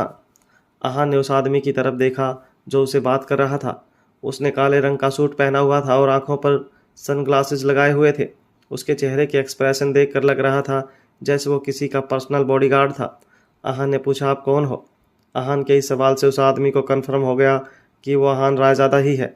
उसने अहान के सवाल का जवाब नहीं दिया, बल्कि कॉलर पर लगे अपने माइक्रोफोन पर कहा, आइडेंटिटी कन्फर्म्ड। अहान अब और भी ज़्यादा कंफ्यूज हो गया था। इस बॉडीगार्ड में ऑर्डिनरी लोगों से ज़्यादा ताकत थी और उसका स्टेटस भी और लोगों से अलग था, पर उसे डर नहीं था कि वो उसे कोई नुकसान पहुंचाएगा। वो बॉडीगार्ड सामने से सिग्नल का इंतज़ार करने लगा। जैसे ही सामने से सिग्नल आया, वो अहान से बात करने के लिए तैयार हो गया। उसने कहा, सॉरी मिस्टर अहान, आप मुंबई आए हैं तो हमें कुछ तैयारी करनी पड़ी है। ये आपकी और हमारी सेफ्टी के लिए है। अहान ने उसे घूरा और रूखी आवाज़ में पूछा, तो आप मुझसे क्या चाहते हो? बॉडीगार्ड ने कहा, आप परेशान मत हो, हम आपके दुश्मन नहीं हैं और ना ही आपको कोई नुकसान पहुंचाना चाहते हैं। हमें तो बस आपसे किसी के बारे में कुछ बात करनी है। अहान ने हैरानी से कहा, आपको मुझसे किसके बारे में बात करनी है? बॉडीगार्ड ने कहा, मिस्टर धनंजय के बारे में। धनंजय का नाम सुन अहान की आंखें बड़ी हो गई। उसने पूछा, आप लोग कौन हो? उस आदमी ने स्माइल किया और कहा, हम एक ग्रुप हैं जो मार्शल आर्ट्स के ग्रैंड मास्टर की मिस्ट्री सॉल्व करना चाहते हैं। आप भी बहुत वक्त से मार्शल आर्ट्स के एक स्टेज पर अटके हुए हैं ना। आपको नहीं लगता कि एक दिन आप भी उस लेवल को पार करके ग्रैंड मास्टर बन सकते हो? अहान के पास उनकी आइडेंटिटी गैस करने के अलावा कोई और ऑप्शन नहीं था। वो जान गया था कि अगर ये लोग मार्शल आर्ट्स और ग्रैंड मास्टर की बात कर रहे हैं, मतलब ये कोई ऑर्डिनरी लोग नहीं थे। उसने उनके सवाल का जवाब नहीं दिया। उस आदमी ने कहा, हमें पता है कि आप सीक्रेट टेस्ट में गए थे और वहाँ से कुछ लेकर आए हो। वो जगह हमेशा से रिस्ट्रिक्शंस तोड़ने वाली जगह रही है, पर मुझे लगता है कि आप अब तक वो रिस्ट्रिक्शंस तोड़ नहीं पाए हैं। फिर अहान ने कहा, ऐसा भी तो हो सकता है कि मैं तैयारी कर रहा हूँ। उसने स्माइल किया और कहा, हमने भी ऐसा ही सोचा था और आपने कन्फर्म भी कर दिया। अगर मैं डायरेक्टली पूछ लेता तो शायद आप नहीं बोलते। अहान हैरान था, क्योंकि ऐसा पहली बार हुआ था कि कोई उससे कोई इन्फॉर्मेशन निकलवा पाया था। वो बस अहान का एटीट्यूड देखना चाहता था। उस आदमी ने अहान के एक्सप्रेशन देखे और मुस्कुराने लगा। इसके बाद उसने कहा, पर हमें इसके बारे में बात नहीं करनी है। हम मिस्टर धनंजय को बहुत वक्त से ऑब्जर्व कर रहे हैं। हमें उम्मीद है कि उनकी मौत के बाद हम उन पर कुछ टेस्ट कर सकते हैं। अहान ने कहा, आपको लगा कि मैं इसके लिए मना कर दूंगा, इसलिए आप मुझसे बात करने के लिए यहाँ आए हो? उसने कहा, हाँ, हमारा मकसद यही था। हमें उम्मीद है कि आप मान जाओगे। ऑब्वियसली हम आपसे ये फेवर ऐसे ही नहीं लेंगे। अगर हमें कुछ भी पता चलेगा तो हम आपसे ज़रूर शेयर करेंगे। इसके अलावा अगर आपको कोई पुरानी रिसर्च जाननी है तो हम वो भी आपके साथ शेयर कर सकते हैं। वो बहुत पोलाइटली सारी बातें बोल रहा था, पर यह मामला धनंजय का था। अहान उसे कोई टेस्ट करने नहीं दे सकता था, क्योंकि उनके मरने के बाद ऐसा करना उनकी इंसल्ट होती। हालांकि वो भी जानता था कि उन्हें उस रिसर्च से क्या मिलने वाला था।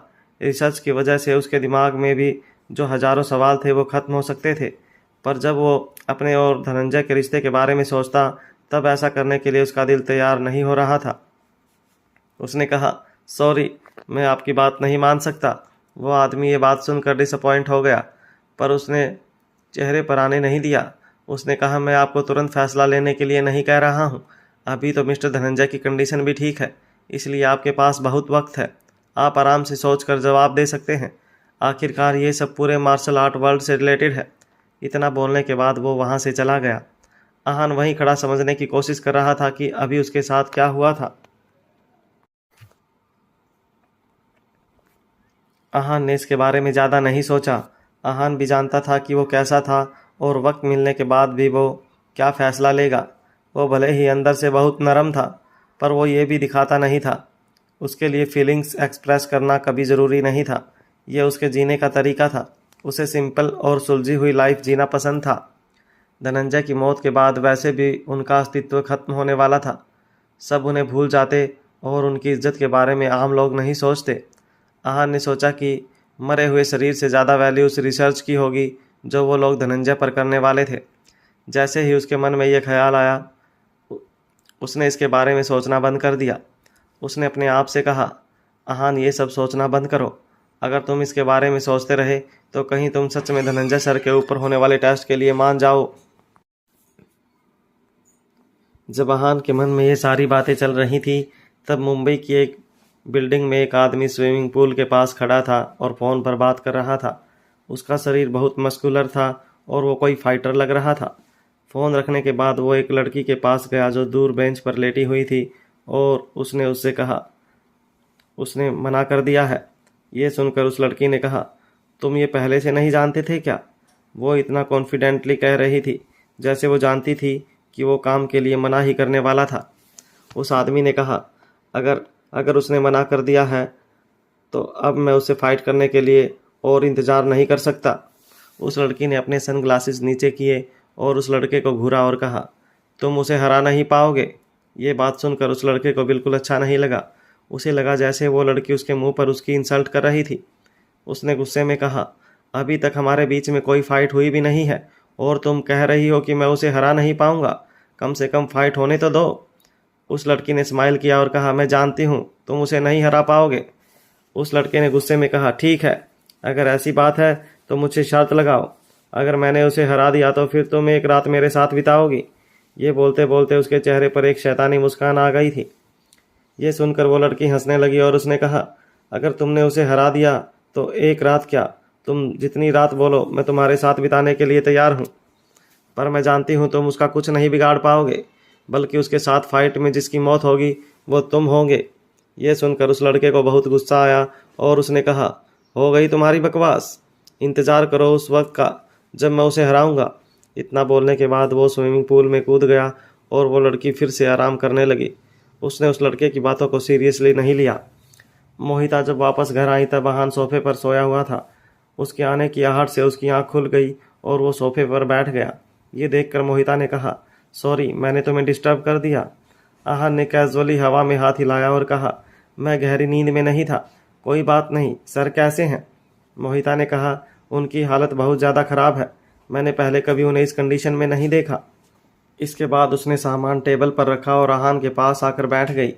उसने कहा, मुझे कुछ समझ नहीं आ रहा कि हमें क्या करना चाहिए। उनकी हालत दिन ब दिन खराब होती जा रही है। वो कुछ भी ढंग से किसी सवाल का जवाब नहीं दे पाते और बस एकटक किसी चीज़ को घूरते रहते हैं। मैंने उनसे इतने सवाल किए पर उन्होंने कोई जवाब नहीं दिया। मैं समझ नहीं पा रही हूँ कि मैं उनकी मदद कैसे करूँ। आहान भी जानता था कि वो भी इस मामले में कुछ नहीं कर सकता था। उसने कहा, शायद सर को भी पता चल गया है कि उनका वक्त आने वाला है। उन्होंने अपनी ज़िंदगी बहुत शान से जी है। तुम्हें उदास होने की ज़रूरत नहीं है, क्योंकि अब उनकी उम्र हो गई है। उन्हें अपनी लाइफ से कोई रिग्रेट नहीं है और यही सबसे बड़ी बात है। मोहिता अभी भी चुप ही थी। आहान की इन सब बातों से उसके मन की चिंता कम होने वाली नहीं थी, पर वो जानती थी कि वो कुछ नहीं कर सकती। इसीलिए वो डिनर बनाने के लिए किचन में चली गई। 2 दिन बहुत शांति से गुजर गए। आहान को इतने शांत दिनों की आदत नहीं थी, इसलिए उसके मन में एक अलग सी फीलिंग थी। एक शाम कोई आहान से मिलने के लिए वहाँ पर आया। आहान दरवाजे पर खड़ा था और उसके सामने वही लड़का खड़ा था जिसने कुछ दिन पहले एक लड़की के साथ आहान को हराने की शर्त लगाई थी।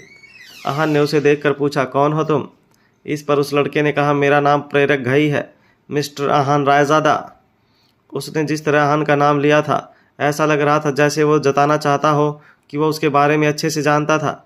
आहान ने कहा, आजकल सर की वजह से मुझे बहुत सारे लोग जानने लग गए हैं। तुम्हें अगर सर के बारे में बात करनी है तो हम कहीं और चलकर बात करते हैं, यहाँ ड्रामा करने की ज़रूरत नहीं है। जब वो लड़का वहाँ आया था तभी आहान को उसकी आंखों में किलिंग इंटेंट और गुस्सा नज़र आ गया था। वो नहीं चाहता था कि उसकी वजह से दोनों बहनों को और धनंजय सर को कोई प्रॉब्लम हो। प्रेरक ने कहा, ठीक है। वो जान गया था कि आहान उसकी मंशा समझ गया था। अब वो उसके साथ डील करने के लिए और भी ज़्यादा एक्साइटेड था। प्रेरक को स्मार्ट लोगों के साथ बहुत मज़ा आता था, क्योंकि उन्हें हर बात समझानी नहीं पड़ती थी। उसे ये स्मार्ट लोग कम पसंद भी थे, क्योंकि यही लोग फाइट करना कम पसंद करते थे। वो लोग उस एरिया से आगे एक जगह पर आ गए। वो वहाँ का धोबी घाट था। लोगों के पास अब वॉशिंग मशीन थी, इसलिए वहाँ पर ज़्यादा लोग कपड़े धोने नहीं आते थे, पर फिर भी कुछ लोग हर वक्त वहाँ रहते थे। अभी भी वहाँ कुछ लोग कपड़े धो रहे थे। आहान ने पूछा, तुम अपनी बात मनवाने के लिए फोर्स यूज़ करना चाहते हो? प्रेरक ने कहा, तुम सच में बहुत स्मार्ट हो। तुम मेरे यहाँ आने का कारण सिर्फ मेरा चेहरा देखकर ही समझ गए। ऐसे लोगों से डील करने में मुझे बहुत मज़ा आता है।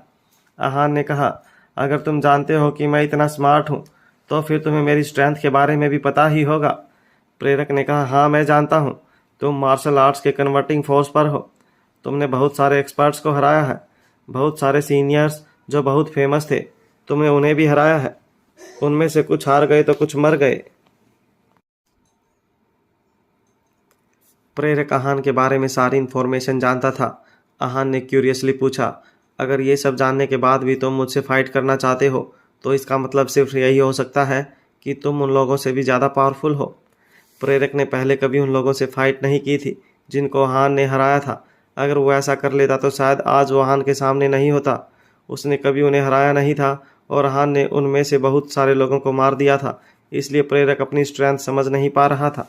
उसने कहा, मैंने कभी उनसे फाइट नहीं की है, इसलिए मैं स्ट्रेंथ का अंदाज़ा नहीं लगा सकता हूँ, पर मैं इतना ज़रूर जानता हूँ कि अगर मैंने तुमसे फाइट की तो मैं हारूंगा नहीं। ये सुनकर आहान हैरान हो गया। वो चाहता था कि प्रेरक पीछे हट जाए, पर वो तो फाइट करने के लिए तैयार था। वो कोई मार्शल आर्ट्स मैनियक लग रहा था। आहान ने कहा, मतलब आज हमें फ़ाइट करनी ही पड़ेगी? प्रेरक ने कहा, हाँ आज तो फाइट होकर रहेगी।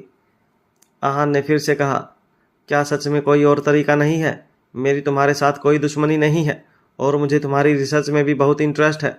अगर आज हमारे बीच फ़ाइट हुई तो आगे कुछ भी हो सकता है।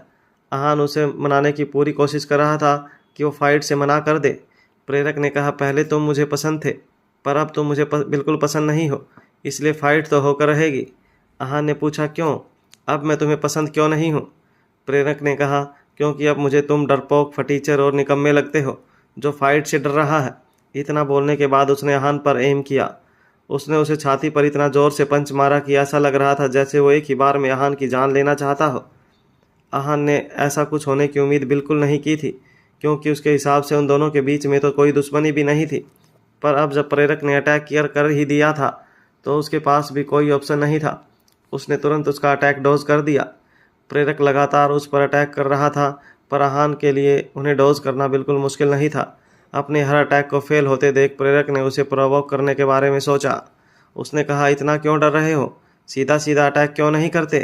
तुम्हें नहीं लगता कि डॉज करने से कुछ नहीं होने वाला है?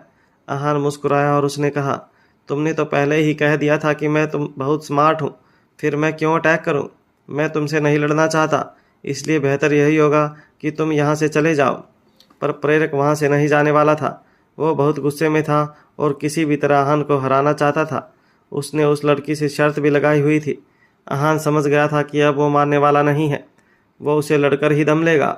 आहान ने भी अब डोज करना छोड़ दिया। उसने सोचा कि वो अटैक करके इस मामले को यहीं ख़त्म कर देगा। उसने पहला मुक्का उसके शोल्डर पर मारा, जिसके बाद प्रेरक को ऐसा लगा जैसे उसका कंधा डिसलोकेट हो गया था। वो बहुत दर्द में था और ये तब हुआ था जब आहान ने अपनी पूरी स्ट्रेंथ का इस्तेमाल ही नहीं किया था। प्रेरक जानता था कि अगर आहान ने अपनी पूरी ताकत का इस्तेमाल कर लिया होता तो फिर वो ज़मीन पर मरा पड़ा नजर आता। उसे सबक सिखाने के लिए आहान ने उसे 4-5 लगातार लात मुक्के मारे। जब उसने देखा कि उसकी हालत बहुत ख़राब हो चुकी है तो वो रुका और प्रेरक से दूर हो गया।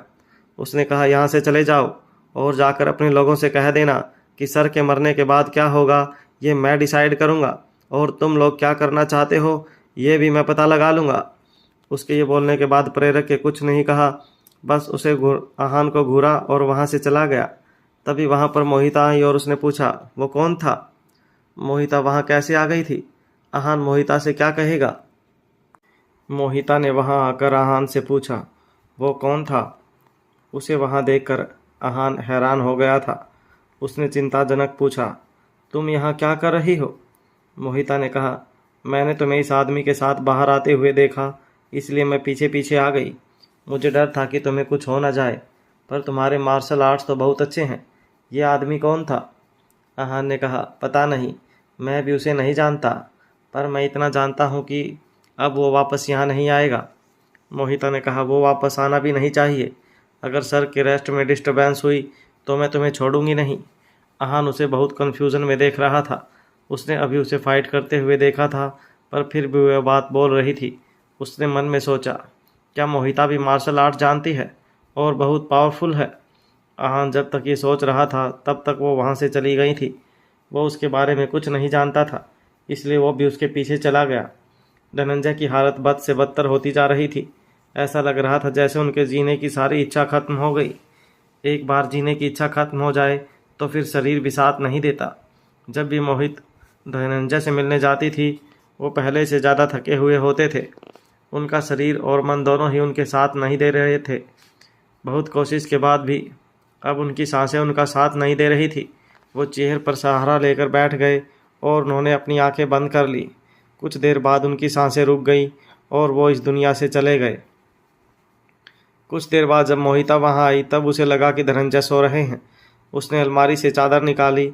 जब वो उन्हें उठाने गई तब उसे एहसास हुआ कि उनकी सांसें नहीं चल रहीं। यह एहसास होते ही चादर उसके हाथों से नीचे गिर गई। उसे समझ नहीं आ रहा था कि वो कैसे रिएक्ट करे।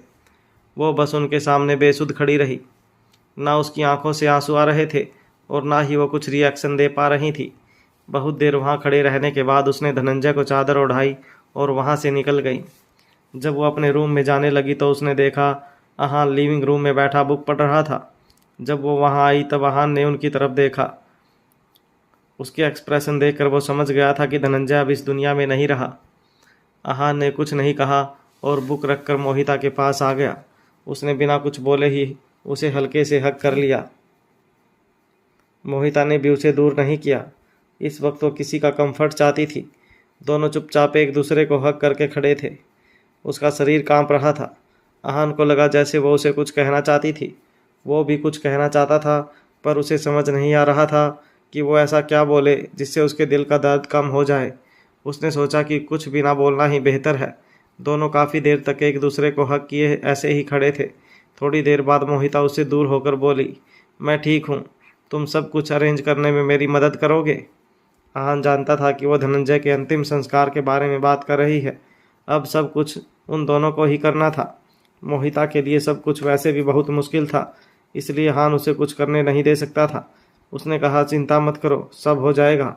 दोनों धनंजय के अंतिम संस्कार की तैयारी में लग गए और शमशान से वापस आने के बाद वो बहुत थके चुके थे। आहान मोहिता को डिस्टर्ब नहीं करना चाहता था, इसलिए उसने दोनों बहनों के लिए खिचड़ी बनाई और उन्हें खिलाकर सुला दिया। फिर वो खुद भी अपने रूम में जाकर सो गया। अगले दिन उनके घर पर कोई आया।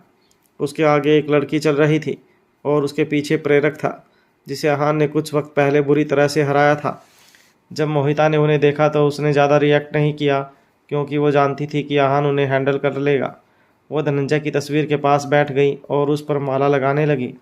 आहान उनके सामने आकर खड़ा हो गया। उसे ऐसे देखकर उस लड़की ने कहा, मेरा नाम गुरलीन है। हम यहाँ कोई प्रॉब्लम क्रिएट करने नहीं, बल्कि बस मिस्टर धनंजय की आत्मा की शांति के लिए प्रार्थना करने आए हैं। आहान ने कहा, ये एक बैठक है। अगर तुम लोगों ने यहाँ पर कुछ भी किया तो मुझसे बुरा कोई नहीं होगा। ये तो मेरी पावर को अच्छे से जानता ही है। आखिर बात आहान ने प्रेरक को टारगेट करते हुए कही थी। ये सुनकर प्रेरक का चेहरा शर्म से लाल हो गया, पर वो उसे कुछ कह नहीं सकता था। उसे गुस्सा भी आ रहा था। गुरलीन ने कहा, ऑफ कोर्स, हम आपकी स्ट्रेंथ जानते हैं। हम यहाँ पर कोई भी बेवकूफ़ी नहीं करेंगे। ये सुन आहान ने कुछ नहीं कहा और उन्हें अंदर आने दिया। दोनों धनंजय की तस्वीर के पास गए, उन्हें प्रणाम किया और कुछ देर बैठने के बाद वो आहान के पास आ गए। गुरलीन ने कहा, मैं जानती हूँ कि बात करने के लिए सही वक्त नहीं है, पर मैं आपसे दोस्ती करना चाहती हूँ। क्या ये सब खत्म होने के बाद आप हमारे घर आएंगे? हम आपको दिल से इनवाइट कर रहे हैं। आहान ने कहा, मैं ज़रूर आऊँगा और मुझे उम्मीद है कि आप मुझे नाराज़ नहीं करेंगी। गुरलीन ने स्माइल किया और फिर प्रेरक के साथ वहाँ से चली गई। 2 दिन बाद वो लोग धनंजय की अस्थियाँ बहाकर वापस आ गए थे। दोनों बहनों की हालत बहुत ख़राब थी। ये उनके लिए बहुत बड़ा सदमा था। जब वो वापस आए तब मोहिता ने कहा, थैंक यू आहान। तुमने पिछले कुछ दिनों में जो किया है, मैं उसके लिए तुम्हारी शुक्रगुजार हूँ। आहान ने कहा, तुम इन सब के बारे में मत सोचो, ये तो मेरा फ़र्ज था। इस पर मोहिता ने कुछ नहीं कहा और महक तो इस मामले में कुछ बोलती ही नहीं थी। आहान ने कुछ सोचने के बाद पूछा, अब तुम दोनों क्या करोगी? तुम्हारा आगे का क्या प्लान है? आहान उन दोनों के बारे में नहीं जानता था। उसे नहीं पता था कि वो दोनों कहाँ से आई थी और उनका धनंजय के साथ क्या रिश्ता था। अब धनंजय की भी मौत हो चुकी थी, इसलिए वो जानना चाहता था कि अब वो कहाँ जाएंगी। उसे डर था कि शायद उनके पास जाने के लिए कोई जगह नहीं होगी। मोहिता ने कहा, हम यहीं रहेंगे, हमें यहाँ से कहीं जाने की ज़रूरत नहीं है। आहान अपने और मोहिता के रिश्ते के बारे में भी सोचता था। वो दोनों सिर्फ अभी मिले थे और बस दोस्त थे, इसलिए मोहिता के लिए उसे कुछ भी बताना कोई ऑब्लिगेशन नहीं था। वो अपने प्लान के बारे में आहान को बताए, ये कोई ज़रूरी नहीं था। डाइनिंग टेबल पर डिनर करते वक्त बहुत शांति थी। आहान ने कहा, सर का मैटर अब ख़त्म हो चुका है, इसलिए मैं अब यहाँ पर नहीं रह सकता हूँ। मैं कल ही यहाँ से चला जाऊँगा। ये सुनकर मोहिता को अजीब लगा, पर उन दोनों के बीच में ऐसा रिश्ता नहीं था, इसलिए उसे रोक भी नहीं सकती थी। उसे उम्मीद नहीं थी कि आहान इतनी जल्दी जाना चाहेगा, पर उसने उसे रोकने की भी कोशिश नहीं की। पर महक ने पूछा, आप जा रहे हो? आहान ने हाँ में सर हिलाया और कहा, हाँ, मैं जब मुंबई आया था तब मेरा यहाँ बस 1 दिन रुकने का प्लान था, पर अब काफ़ी दिन हो चुके हैं। अब अगर मैं नहीं गया तो बाकी काम रह जाएंगे। उसकी बात सुनकर उसने कहा, ओह, ऐसा लग रहा था जैसे वो नहीं चाहती थी कि आहान वहाँ से चला जाए। ये देखकर आहान ने कहा, अगर मैं कभी यहाँ आया या फिर मेरे पास वक्त हुआ तो मैं तुम दोनों से मिलने ज़रूर आऊँगा। ये बातें अक्सर सब बोलते थे। जाने से पहले ये बात बोलना शायद ज़रूरी होता था, पर कोई भी वापस मिलने नहीं आता था। सब अपने काम में बिजी हो जाते हैं और कोई किसी के बारे में नहीं सोचता। ये बात शायद लोगों के दिल को दिलासा देती है, जो जा रहे हैं वो उनसे मिलने वापस आएंगे, पर ऐसा हो ये कोई ज़रूरी नहीं होता। मोहिता ने कहा, तुम्हें वापस आने की ज़रूरत नहीं है, हमें किसी की कोई ज़रूरत नहीं है। मोहिता ने यह बात बहुत रूखी टोन में बोली थी और ऐसा लग रहा था जैसे वो नहीं चाहती थी कि हान फिर कभी यहाँ पर आए। पर हान उसकी बात का मतलब समझता था। उसने पूछा, क्या हम फिर कभी मिलेंगे? मोहिता ने हाँ में सर हिला दिया और अपना खाना खाने लगी। टेबल पर फिर से शांति थी। तभी घर की डोर बेल बजी। तीनों ने एक साथ दरवाजे की तरफ देखा। मोहिता उठी और जैसे ही उसने दरवाज़ा खोला, एक चाकू उसके पास आया। जो इंसान बाहर था उसका टारगेट मोहिता ही थी। अहान हड़बड़ा गया और वो तुरंत मोहिता के पास गया, पर उसने उसकी स्ट्रेंथ को अंडर एस्टिमेट किया था। अपने आप को बचाने के बाद मोहिता ने तुरंत अपने अटैकर का हाथ पकड़ लिया था और उसे मोड़कर उसके हाथ से चाकू भी गिरा दिया था। अहान ने भी उस अटैकर को देखा। उसने बहुत सिंपल कपड़े पहने हुए थे और बहुत साधारण सा आदमी लग रहा था। अगर वो रोड पर चल रहा होता तो कोई उसकी तरफ ध्यान भी नहीं देता। अहान मोहिता की मदद करना चाहता था, पर उससे पहले ही मोहिता ने उस आदमी को लात मारकर घर से बाहर निकाल दिया था। अहान उसके पीछे जाने वाला था, पर मोहिता ने उसे रोका और कहा, कोई ज़रूरत नहीं है। अहान वहीं रुक गया। वो आदमी उठकर वहाँ से भाग गया। जब अहान ने उसे भागते हुए देखा, तब उसने मोहिता से पूछा, तुम उसके पीछे क्यों नहीं भाग रही? वो कौन था? उसने तुम पर अटैक क्यों किया? मोहिता ने कहा, इससे तुम्हारा कोई लेना देना नहीं है। अहान मोहिता की मदद करना चाहता था, पर वो नहीं कर सकता था। ये मामला उसके लिए सीक्रेट था और अगर वो उससे ये बात शेयर नहीं करना चाहती थी तो फिर उसके हाथ में भी कुछ नहीं था। पर अब उसे यकीन हो गया था कि मोहिता कोई सिंपल लड़की नहीं थी। अहान को फिक्र थी कि वो वापस ज़रूर आएगा, पर मोहिता को इस बात की कोई फिक्र नहीं थी। वो अगले दिन का इंतज़ार करने लगा। अगले दिन वो इसके बारे में फिर से पूछने वाला था, पर मोहिता ने कोई जवाब नहीं दिया, तो फिर वो भी इसके बारे में बात नहीं करेगा। आधी रात को बाहर कुछ हलचल हो रही थी। आवाज़ सुनकर अहान उठ गया और बाहर गया। उसने देखा कि सोफे पर वो अटैकर बैठा हुआ था और उसके सामने मोहिता खड़ी हुई थी। उस आदमी ने कहा, मैं जानता था तुम मेरे आने का इंतज़ार कर रही थी। अहान ने मोहिता को देखा और उसे भी लगा कि शायद वो उसका इंतज़ार कर रही थी। मोहिता ने उसे देखा और कहा, ये तुम्हारे लिए लास्ट वार्निंग है। इस बार मैं कोई दया नहीं दिखाऊंगी और तुम्हें जान से मार दूंगी। मोहिता बहुत सीरियस और गुस्से में लग रही थी। वो इंसान कौन था और मोहिता का उससे क्या रिश्ता था? उस लड़के का नाम राजन था और वो मोहिता से नफरत करता था। वो उसे इतनी नफरत करता था कि बस किसी तरह मोहिता को सफ़र कराना चाहता था। उसे मरने से डर नहीं लगता था। उसने कहा, मुझे मरने से डर नहीं लगता। मुझे तो 10 साल पहले ही मर जाना चाहिए था, पर तब तुमने मुझे नहीं मारा और मुझे जाने दिया, तो अब मैं वापस आ गया हूँ। अहान को समझ नहीं आ रहा था कि वो लड़का कौन है और उसे मरने की इतनी जल्दी क्यों है, पर उसकी बातों से ये तो समझ गया था कि उन दोनों की दुश्मनी 10 साल पुरानी थी। मोहिता उसे तरस के साथ देख रही थी और कोई फैसला नहीं कर पा रही थी। राजन ने उसे देखा। उसका एक्सप्रेशन देखकर उसे बहुत गुस्सा आया। उसने गरजते हुए कहा, मुझ पर तरस खाने की कोई ज़रूरत नहीं है। जो फैसला करना है जल्दी करो, मुझे मार दो। अगर तुम मुझे मार दोगी तो फिर तुम्हें कभी कोई परेशानी नहीं होगी। मोहिता ने एक बार फिर राजन को देखा। वो उस पर अटैक करना चाहती थी, पर उसने कहा, मैं तुम्हारे साथ वो करने के लिए तैयार हूँ जो तुम चाहते हो, पर मेरी एक बात सुन लो। उनके साथ जो हुआ वो डिज़र्व करते थे, पर तुम इनोसेंट हो। राजन अभी भी गुस्से में था। उसने कहा, मैंने कहा ना, मुझ पर तरस खाने की कोई ज़रूरत नहीं है। अगर तुमने मुझे नहीं मारा तो मैं कोई तरीका ढूंढकर तुम्हें मार दूंगा। वो मेरी फैमिली थी और अब मैं इस दुनिया में अकेले नहीं रह सकता हूँ। इतना बोलने के बाद उसने अटैक करने की कोशिश की, पर उसका कोई फ़ायदा नहीं हुआ, क्योंकि गुस्से की वजह से वो एक भी मूव ढंग से नहीं कर पा रहा था। गुस्सा उसके दिमाग और बॉडी पर हावी हो चुका था। मोहिता के पास जब कोई और ऑप्शन नहीं बचा, तब उसने एक ही मुंह से राजन को बेहोश कर दिया और वो वहीं सोफे पर गिर गया। वहाँ पर फिर से शांति हो गई। अहान उसके पास आया और उसने कहा, तुमने उसे मारा नहीं? मोहिता ने अहान को देखा। उसका उसे कुछ भी समझाने का कोई मन नहीं था, इसलिए उसने कहा, नहीं। अहान ने पूछा, तुम मुझे बताना नहीं चाहती कि ये आदमी कौन है? अभी तो ये बेहोश है। जब इसे वापस होश आ जाएगा तब तुम क्या करोगी? फिर से इसे बेहोश कर दोगी? मोहिता ने कहा, मैं ऐसा कुछ नहीं करना चाहती। अहान के पास कोई ऑप्शन नहीं था, इसलिए वो बस उस आदमी को देखने सोफे के पास गया। वो देखना चाहता था कि कौन था जिसने मोहिता को ऑफेंड किया था। जब वो वहाँ पहुँचा तब मोहिता ने उसे कहा, उसकी जान मत लेना। अहान हैरान था। उसने मोहिता को देखा और पूछा, मैं इसे नहीं मारूंगा, पर और क्या है जो मुझे नहीं करना चाहिए? मोहिता ने कहा, तुम्हारी मर्जी, बस तुम उसे नहीं मार सकते।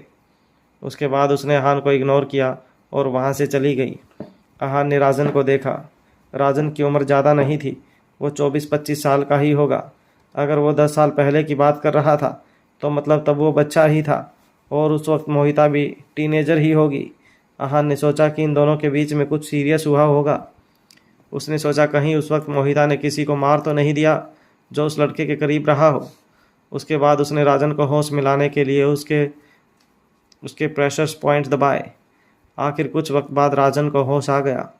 आंखें खुलते ही जब उसने अपने सामने आहान को देखा तो उसने पूछा, तुम कौन हो और वो कहाँ है? आहान मुस्कुराया और उसने कहा, वो यहाँ नहीं है, यहाँ बस मैं हूँ। और मैं कौन हूँ ये तुम्हें जानने की ज़रूरत नहीं है। तुम उसे मारना चाहते हो ना? मैं तुम्हारी मदद कर सकता हूँ। राजन ने आहान को डाउट के साथ देखा और पूछा, तुम मेरी मदद करोगे क्या? आहान ने कहा, मैं जो करता हूँ अपनी मर्जी के हिसाब से करता हूँ, तुम्हें उससे कोई मतलब नहीं होना चाहिए। मैं तुमसे पूछ रहा हूँ, पर पहले ये बताओ कि तुम्हारा उसके साथ क्या रिश्ता है? राजन ने अपने आसपास देखा। वो अभी भी मोहिता के घर में था। ऐसा लग रहा था जैसे वो ज़्यादा वक्त पहले बेहोश नहीं हुआ था, पर अब वहाँ पर वो लड़की नहीं थी। वो उठकर वहाँ से जाना चाहता था, पर आहान ने उसका हाथ पकड़कर उसे रोक लिया और कहा,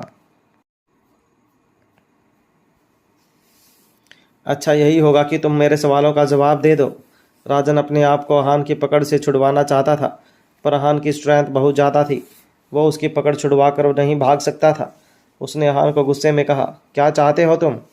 आहान मुस्कुराया और उसने कहा, मैं बस ये जानना चाहता हूँ कि तुम्हारा और उस लड़की का क्या रिश्ता है। बता दो, फिर मैं तुम्हारी उसे मारने में मदद करूँगा। भले ही राजन उसे पूरी शिद्दत से मारना चाहता था, पर वो बेवकूफ़ नहीं था। उसने आहान को ध्यान से देखा और कहा, मैं तुम्हारी बात पर भरोसा क्यों करूं? तुम उस लड़की के साथ रह रहे हो, फिर तुम उसे क्यों मारोगे? और अगर हमारा रिश्ता जानना है तो उस लड़की से ही पूछ लो। आहान ने राजन के कंधे पर हाथ रखा और कहा, तुमसे क्यों पूछ रहा हूँ? क्योंकि अभी तुम्हारी जान मेरे हाथ में है। अगर तुमने नहीं बताया तो मैं तुम्हारी जान ले लूँगा। उसने उसे जिस तरह से डराया था उसके चेहरे का रंग बिल्कुल उड़ गया था। ये देख आहान ने उसके कंधे से हाथ हटा लिया और कहा, अगर ज़िंदा रहना चाहते हो तो सच बता दो। राजन ये बात नहीं बताना चाहता था, इसलिए वो अपने दांत पीस रहा था। आहान ने उसे सच जानने की बहुत कोशिश की, पर उसने कुछ नहीं बताया। राजन ने कहा, ऐसा करो तुम मुझे मार ही दो, वैसे भी मैं ज़्यादा दिन जिंदा रहने वाला नहीं हूँ। अगर आहान उसे नहीं मारता तो मोहिता उसे मार देती, और अगर वो नहीं मारती तो एक दिन वो वैसे भी मरना ही था। राजन मौत से बिल्कुल नहीं डरता था। उसने आहान से एक बार भी नहीं पूछा कि वो क्या जानना चाहता था। आहान को ये सोचकर बहुत गुस्सा आ रहा था, पर वो उसे भागने नहीं दे सकता था, इसलिए उसने उसे फिर से बेहोश कर दिया। इसके बाद उसने उसे घूरा और वहाँ से चला गया। अगली सुबह जब वो उठकर बाहर आया तब उसने देखा कि राजन वहाँ से जा चुका था। उसने मोहिता से पूछा, वो लड़का कहाँ गया? मोहिता ने कहा, वो यहाँ से चला गया है। उसने शक्ल बनाई और डाउटफुली कहा, वो चला गया? वो इतनी आसानी से तो नहीं जा सकता है। उसे देखकर लग रहा था कि वो यहाँ से लड़े बिना नहीं जाएगा, तो फिर वो कैसे जा सकता है? मोहिता ने कहा, अगर तुम्हें मेरी बात पर भरोसा नहीं है तो फिर तुम खुद ही जाकर देख सकते हो और उसे ढूंढ सकते हो। आहान का राजन से कोई रिश्ता नहीं था, इसलिए उसे ढूंढने की कोई ज़रूरत नहीं थी। उसे ऐसा करना ज़रूरी नहीं लगा, पर जब उसने मोहिता और उसके रिश्ते के बारे में सुना तब वो बहुत क्यूरियस हो गया था। पर फिर उसने सोचा कि आज तो वो वैसे भी यहाँ से चला जाएगा और फिर उनसे शायद कभी नहीं मिलेगा, इसलिए उसने इस मैटर को ज़्यादा सीरियसली नहीं लिया। आहान ने कहा, रहने दो, वैसे भी मेरा उससे कोई लेना देना नहीं है।